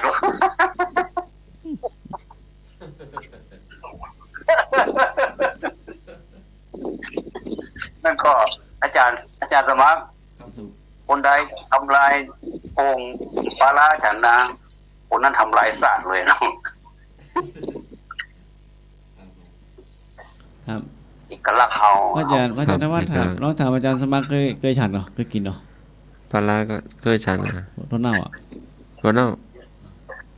เคยยมถวายอยู่เพราะเนี่ยอย่างอ้อถั่วเน่าเพราะใส่อย่างอ้อใส่ใบตองครับห่อใส่ใบตองแต่ไม่รู้ว่าเอิ้นใส่อย่างห้องบ่ฮู้นะถ้าใส่ใบตองนี่มันเป็นหอมว่าเมื่อเนาะนะพี่หนาเนาะครับมันเป็นเน่าห่อแล้วถ้าเป็นเอามาทำเป็นแผ่นนี่อันนั้นเป็นถั่วเน่าถั่วเน่าทรงเครื่องถั่วเน่าที่เป็นพิษเป็นอย่างไปเนาะครับพอมาพิงเนี่ยเหมาะหรอเหมาะกับข้าวนึ่งเนี่ยเด็ดอันนี้เป็นแผ่นนี่เท่าถ้าอันมันฮ้อนนะอย่ามันลามเนาะฮ้อนน้ำหม้อท้องแคบๆอ่ะแม่นตับอ่ะขณะเขาลาบมันแรกเขายังมาเอาเลยอ่ะลาบปัวนะถ้าลาบดิบๆพี่เจ้าหน้าดูก่อนแบ่งแต่สักมากอันก็ไม่ยากหรอกเนี่ยถ้ามาดอนปันจะถวายเนอะตื้อเลยเนาะเอาตื้อเลยเนาะเอาทั้งนอกตื้อเลยเนาะโอ้เขาลูกแม่สอนมาเถอะครับอันยาตอนซื้อนี่เน่าแพงนะเจ้าทนเน่าอ่ะยาวกี่แผ่นแบบซีดีก็มีอ่ะก็ท่อนี่กว่าซีดีฮะเป็นตั้งว่ะเป็นตั้งเลยว่ะก็นอนมาเฮือนนักเหมาะเนอะครับนั่งแล้วนี่มันมีอยู่อย่างนะครับมีอยู่อย่างเตียนครับพนำมาเฮือนเราบ่เข้าใจแต่สมัครเคยเห็นถั่วเน่าที่เขาใส่ขวดอ่ะถั่วเน่าใส่อาจารย์ประวัติถั่วเน่าใส่อย่างถั่วเน่าที่เขาใส่ขวดอ่ะใส่ขวด มีขายทั่วไป เคิร์ดก็หัวเน่าเป็นหัวหมกกับเป็นแผ่นนะครับ มีใส่ขวดก็มีเนาะ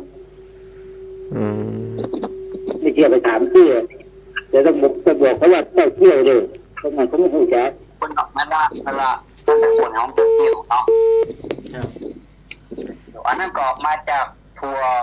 เดียวกันนะก็หาน้องพี่หนาเนาะให้จะเป็นทัวร์ชนิดเดียวกันนะทัวร์เหลืองเนาะ ครับถูกแล้ว ทัวร์เหลืองคนเอามามักฮัลโหล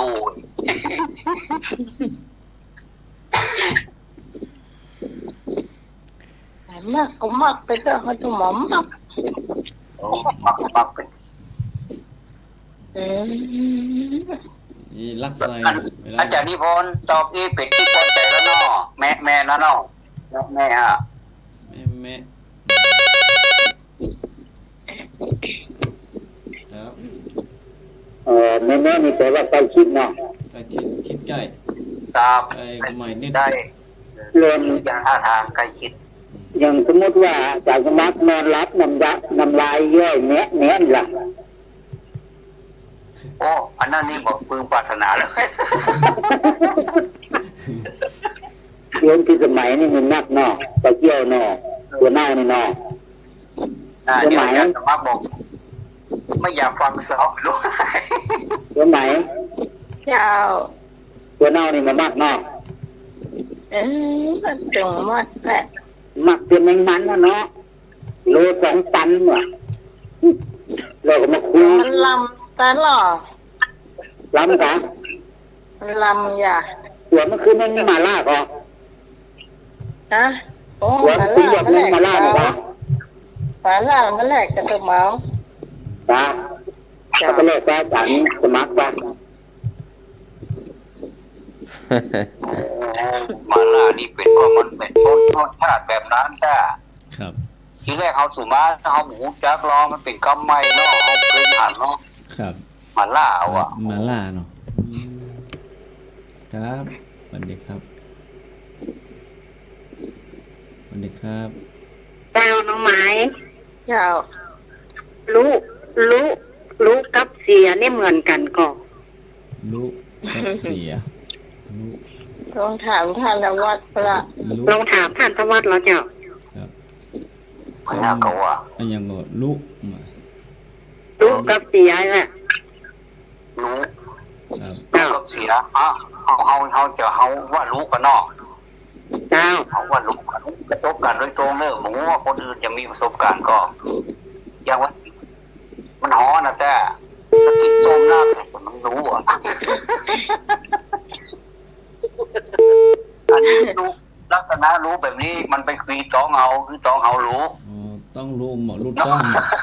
เอาเน้นเนาะครับต้องเอารู้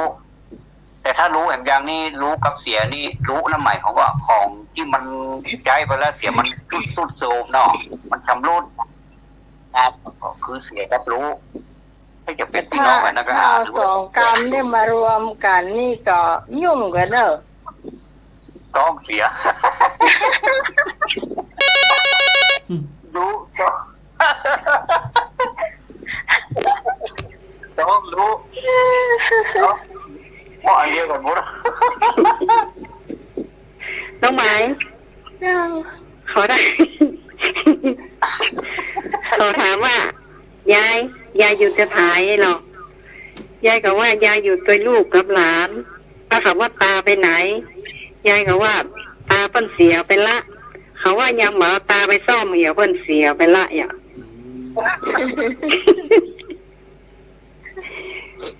มีคนบอกว่ายายนะบอกว่าถ้าตามันเสียไปแล้วก็เอาไปซ่อมให้กับยายอย่าง เจ้า ถามว่าอาจารย์เราลากเลยต้องไปซ่อมเมืองซ่อมมนุษย์จะมีจังใดนะ น่ากะว่าหนอมีไก่จะใดอยากไปเคยเล่าแล้วหรอ เคยเล่าละ แล้วตั้งที่หารว่าใหญ่อ่ะรับซ่อมคนรู้อีกอ่ะ เมื่อซ่อมมนุษย์ ซ้ำ อ๋อ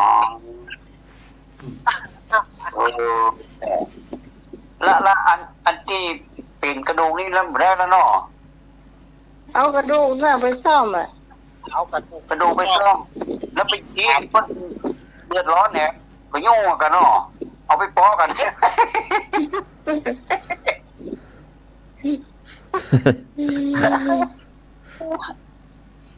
โอ้ถ้าสมมติว่ามนุษย์นี่ซ่อมได้เนี่ยนะเนาะโอ้เพลงเบิร์ดธงไทยนี่ขายดีกันนะเนาะซ่อมได้ซ่อมได้ครับซ่อม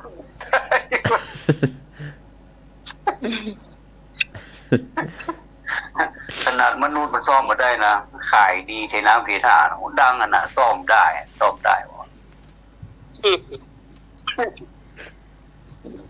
เพราะฉะนั้นรู้กับเสียนี่มาด้วยกันเนาะเจ้าผู้เจ้ารู้ดีหรอครับจะซ่อมที่วัดนี่ครับผู้เจ้ารู้ครับ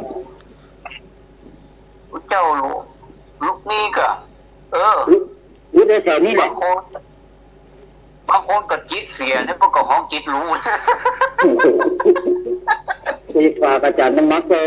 ซ่อมกันหน่อยอาจารย์น้ำมักจิตรู้เป็นไงอ่ะจิตรู้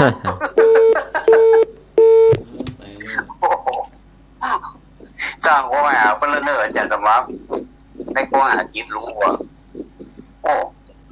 กรรมนี้นี่โหมันเหลือน้ำลายย้อยทีก็จะเอาตัวออกเชื่อมมาเนาะเหลือน้ำเชื่อมย้อยทีก็เหลือน้ำเชื่อมโอ้สร้างข้อหาอาจารย์นะโอ้อาจารย์ยังบอกประท้วงซ่อมบ่ได้พอถอนคำพูดเดี๋ยวนี้นะ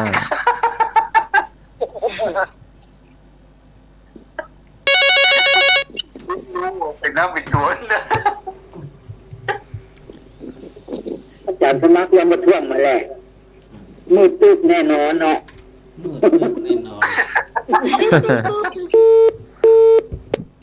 มืดแบบด้านไอ้หนุ่ยก็ว่าที่รู้นี่มันหมายความว่าใหญ่อ่ะเพื่ออธิบายนะหรอเอาเคยรู้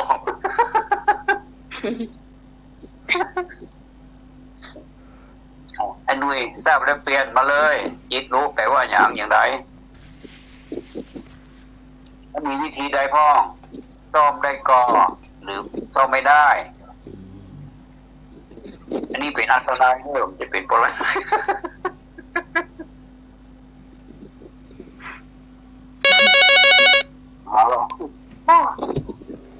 ด่วนโรยเลยอีเพสฮัลโหลครับผมอาจารย์กิตเนาะน่าจะของเสียของทะลุไงครับของชำรุดอ่ะ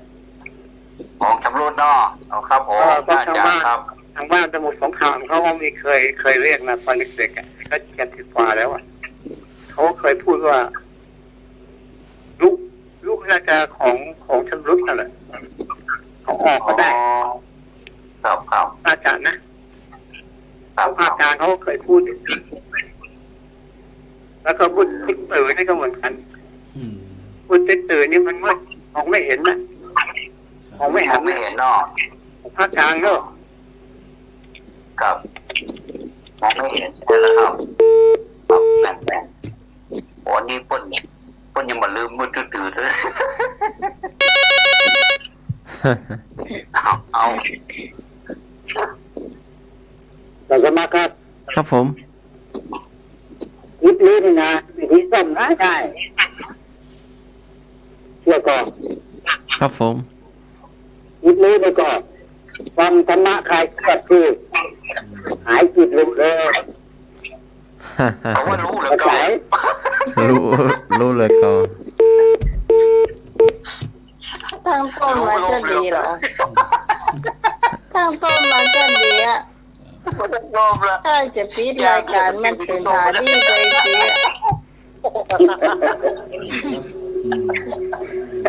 รู้แล้วก็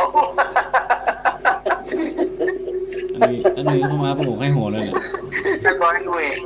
รู้หรือก็รู้ว่ารู้ว่าหรือว่ารู้มันมีพอดีอาจารย์ว่ารู้นี่มันมีสัญญาณต่อรู้ปกติที่รู้ว่านะเพราะว่า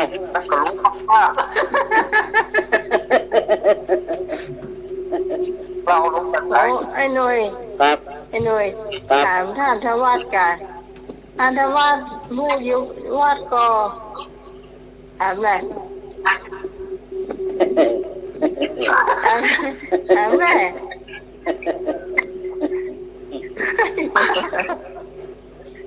โอ้มาถ้าถามแล้วเนิ่นลืมไปแล้ว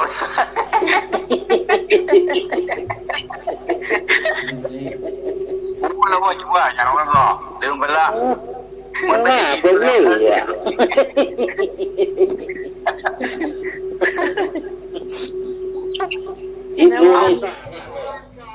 ถามว่ารู้นะได้ประเด็นเนาะอาจารย์พูดตามประเด็นจิตรู้เนี่ยนะบางธรรมะใครเกลียดนี่จะหายจิตรู้แต่ว่า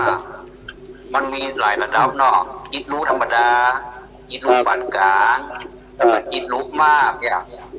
ถ้าเลือกเนี่ยปอนี่เอาปอนี่เอาได้นี่ก็ไปจิตรู้มากนี่ก็ไปเกิดกลุ่มก็จะ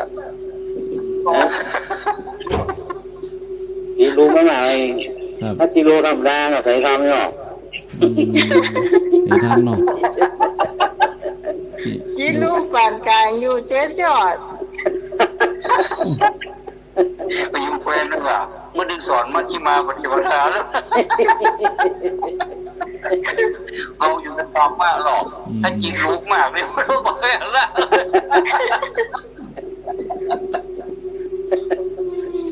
เจนยอดข้ามไรสันนิธรรมกำเดียวเนาะจิตรู้อ่ะ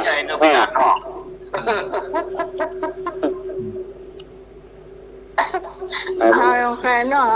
จิตรู้น้อยเดียวต้องมาไข้หัวหน้ากล้องจิตรู้แต่การเงินไอ้นุ้ยเล่นกีปีอ่ะแรกอ่ะ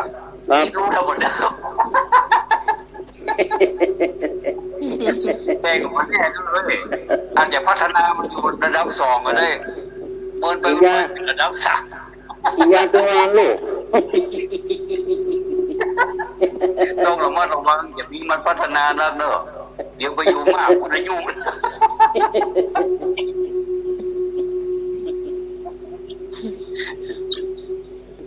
เว้ย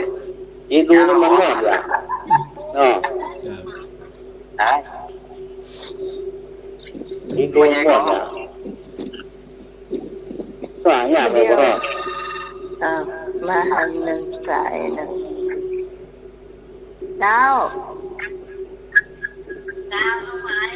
แม่แม่ถามแบบนี้นะเพื่อนว่าตาเสียแล้วจะมาไปซ่อมเพื่อนมันเข้าใจว่าตายไปแล้วเสียนี่หมายความว่าตายนะจ้าอ๋อเสียอย่างมันตายนั่นแหละน้าป้าหลังกูเหรอป้ากับหลังกูเหรออ๋อเวลาอันนั้นก็ทักกันแล้วก็ได้ฉันลูกเต้าก็ให้เอาที่เพลงพบพาเกี่ยงครูนั่นนะเป็นยิงก็เลยบอกว่าก็ตายไปแล้วนะเดี๋ยวให้ลูกหลานเอามัดกระดูกนี้กันแน่นๆเมื่อเป็นคนมันได้อยู่ด้วยกันถ้าถึงตายแล้วกระดูกมามัดไว้ด้วยกันนี่เนาะมัดมันน่าจะตายมัดมันได้แน่เนาะโอ้ก็เดี๋ยวอย่างนี้เป็นเนี่ยก็เดี๋ยวจะได้ไปจู้กันอย่างเรียนอู้นะอันนี้ก็มาได้ไปจู้กันหรอถ้ากับมันได้ไม่ได้แบบนี้มันมากมือโชคเลยอ่ะมากมือโชคจ้าต้องมาล่างแต่วันนี้เวลาเวด่ะตะวันนี้เตือดอ่ะอย่าหาทำนะ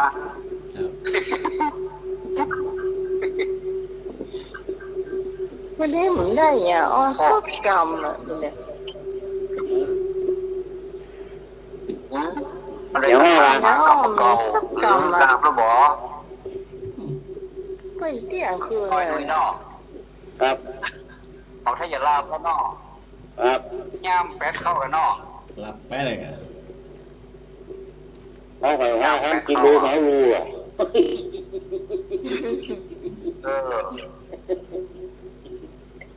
อาจารย์สมัครด่าว่าผมมือเนาะ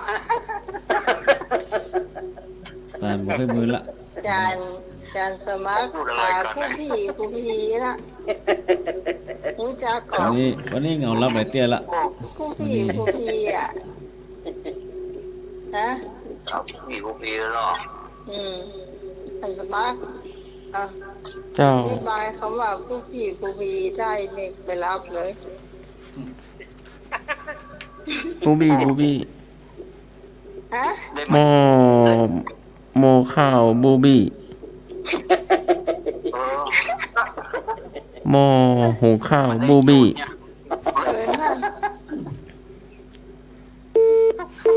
วันนี้ไม่ได้อยากเป็นคนเลยบ่ได้ล็อกแล้ว ผู้พี่ พระอาจารย์วัดน่าจะ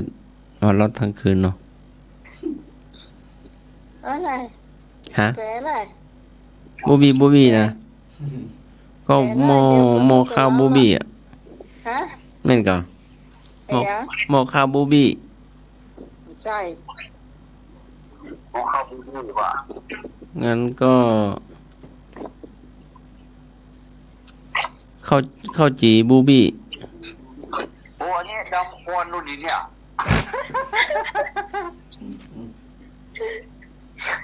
ดำควนนู่นนี่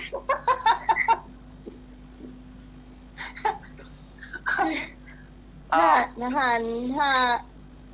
สมมติว่าท่านสมัครกลางไฟหรอกไอ้ควันเข้าตาท่านสมัครจะแบ่งย้าย ก็เป็นตานะกะ ใช่ ตาโบ ตาจะเป็นยาจ้ะ ย้าย ตาถั่ว ตาชัวร์เลยย้า ตาย ทัว ไอ้ยายเห็ม ตาบอด ไอ้บอด แต่ใจไม่บอด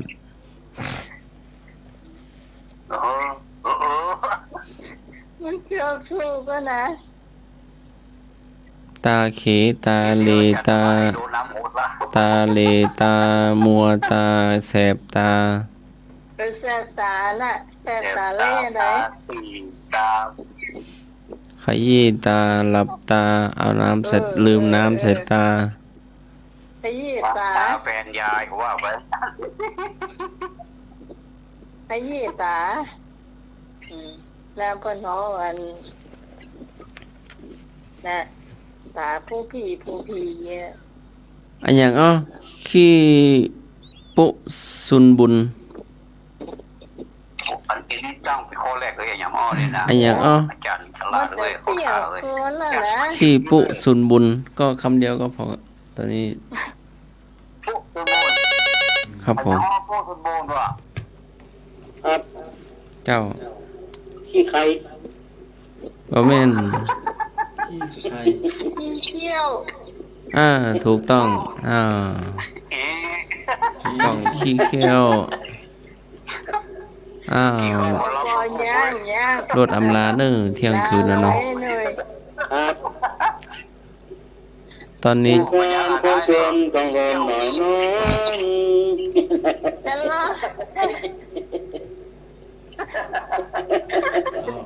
ห้องจบห้องจบ ปีนี้ไม่ ก่ มีเงินท อ อน ง จะ แล้ว ลาขอคำสัญญาสักหน่อยเพลงนี้กับเปิง ครับผมครับผมแล้วเนาะ แหละ ครับ ไปแล้วครับ ครับไปโลกแบบนี้มือตู้มือถือลาก็แล้วเนาะ ท่านชายพิธานนะจ้า ครับอาจารย์ครับผมอาจารย์ครับอาจารย์นวัดครับผม เจริญพร อาจารย์เขารับครับผมอาจารย์นิพนธ์ครับ ครับเชียงดาวเลยเนอะครับอาจารย์เชียงดาวครับเชียงดาวมาที่สมัยนะครับได้นานขมูลนะครับผมครับ แล้วก็แม่น้ำมาเชื่อทุกท่านนะครับครับ เขาเป็นพี่เอ๋หนุ่ยเขาจะอายุเท่าไหร่ รู้ไว้จุดครับสวัสดีครับผม ครับ เจ้า ครับ มีหมดไล่คุยยุ่ง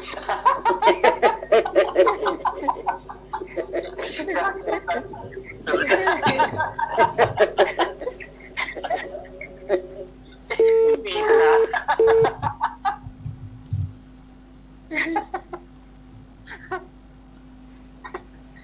มาเลยไปมารับเสื้อมาลานก่อนเนอะ อำลารายการ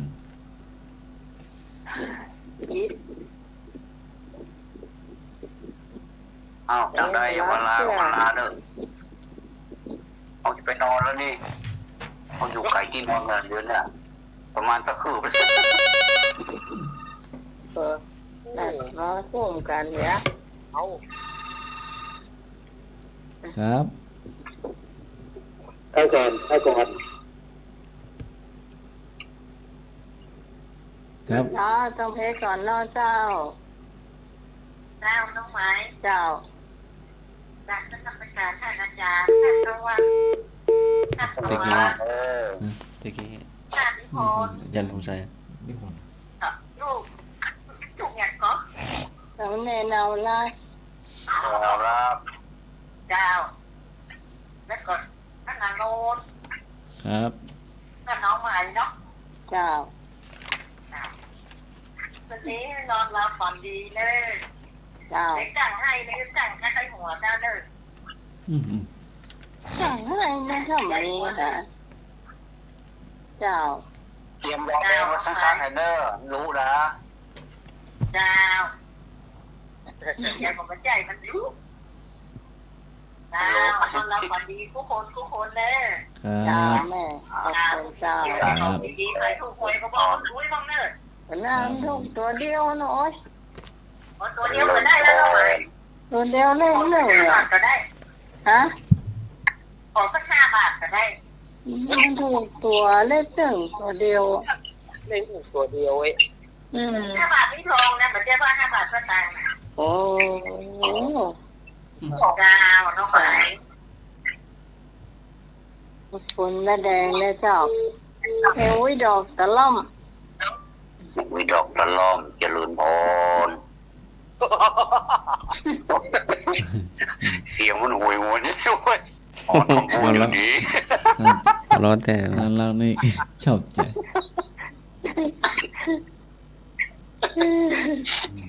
มันเล่นหน้ากันนี่ด้วย ไหนๆจะลาแล้วก็ลองแปลงเสียงอันนั้นเหรอ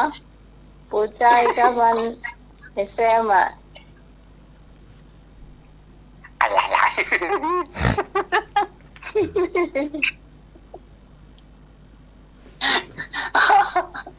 มันมีอารมณ์มันมีอารมณ์นะแชมป์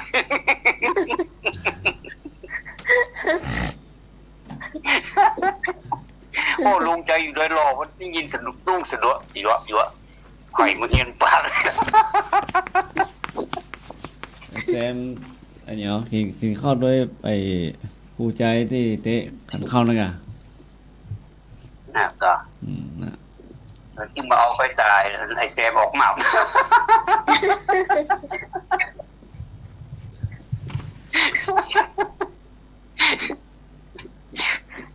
ออกหมอกมา ผมบอกกำเนาะ โอ้ยยังกันแป๊บเอ้าลากันก่อนโอ้ยผมปีเรื่องเลย เติมเรียนแล้วเล่าต่อ เอาเลยนิมนต์ วันนี้ก็อ่านว่ารายการธรรมะคลายเครียดในช่องก็พอสมการเวลาก็ได้ที่ก็เอาคำอาตมาบ้างแล้วก็ทีมงานได้อู้ไปปะแลดแป๊ดต่างไปพอมาไปต่อบันทึกนักปราชญ์ผู้รู้ เอาไว้วันเสาร์และวันอาทิตย์หน้าเอากล้วยมาปะกันใหม่วันนี้พอครอบทีมงานมีโยมพี่พี่สมแล้วก็พี่หนังคำพูนรวมท่านอาจารย์ครับผมวัดก่อนโอนแล้วก็ทีมงานทำเสียทุกท่านขออำนวยอวยโจกสถานญาติโยมได้อยู่ดีมีสุขรับดีดีอยู่อย่าได้เจ็บอย่าได้ปวดอย่าได้เจ็บอย่าได้มีทุกข์โศกโรคภัยพ้นจากโควิดพ้นจากโรคหายต่างๆขอให้มีประสบแต่โจกปิดโจกโจกวันโจกไปจะใจในทีฆาการวันนี้ขอขอบคุณครับขอบเจริญพรสาธุครับสาธุ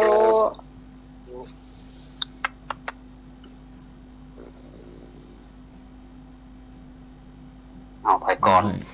ท่านสมัครก็ได้นะธรรมกาโมภวังโหติผู้ชอบธรรมเป็นผู้เจริญขอนมัสการและขอเจริญพรโทรมาใหม่เนอะเจ้าโทรมาใหม่เนอะจันทิพลครับครับผมครับสุดท้ายก็ก่อนฝากไว้เนาะขอฝากไว้เป็นบทกลอนตอนสุดท้ายอยากมุ่งหมายใส่ใจคิดสมิตารายการนี้บทประดังคังพยาเรื่องสรรหาพาเพลิดเพลินเจริญใจรายการดีมีคุณค่าพาประโยชน์ไม่มีโทษช่วยกันคิดจิตสดใสมีคำถามย้ำคำตอบมอบกันไปพระโยมได้เสวนาประชาคมวันเสาร์หน้าอาทิตย์ในผมได้พบก็ประสบแต่ความสุขและทุกข์ผมกลับมาฟังเรื่องผ่อนคลายหายและทุกข์ฟังคาลมคำบาเก่าเขาของจริงเห็นก็มากลากก็ยาวไม่ไหวแล้วหูเริ่มเล่นตาเริ่มตีลีบขอจำวัดแบบนี้ก่อนเช้าก็จะดินวันนี้ขึ้นมีเวลาขอลากราบนมัสการพระสุรานุพระหลายและผู้รายการตลอดมีสุโยมที่สมัยโยมโดยโยมพอดแล้วก็ทุกโยมทำมาคันเทียบทุกคนจำไม่ได้เจริญพรกราบนมัสการครับครับผมต่อไปผมเนาะ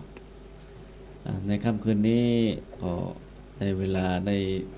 ลาจากมันในรายการธรรมะไขเขียนในค่ำคืนนี้ก็ขอทุกคนในผู้ที่ฟังรายการธรรมะไขเขียนในค่ำคืนนี้ก็ขอให้รับดีฝันดีเนาะได้มาปากันในโอกาสต่อไปครับสวัสดีครับพันธวัฒน์เจ้าก็สุดท้ายนี้หวังว่าไผ่คงจะบอกกั้งไก่หัวกันเนาะก็ขอมีความสุขบานหวานใจกรรมใดที่มันพะเลิดพะแลดไปตกบกพร่องก็ขออภัยซึ่งกันและกันเนาะถือว่าเป็นญาติกากันแล้วกันเป็นมิตรสหายกันกันคืนนี้ขอบุญกุศลรักษาธรรมทั้งหลายนมัสการพระเถรานุเถระทุกรูปอาจารย์พระครูสมุวิศวัตวรกิจโจนนมัสการครับอาจารย์สมาครับครับผมนมัสการพระอาจารย์นิพนธ์ตัวดีสามเณรเอารักพี่น้องคำบูลพี่สมัยพี่น้องเจริญพรทุกท่านท่านผู้ฟังที่นับถือทุกท่านเจริญพรจะไว้สาเจ้า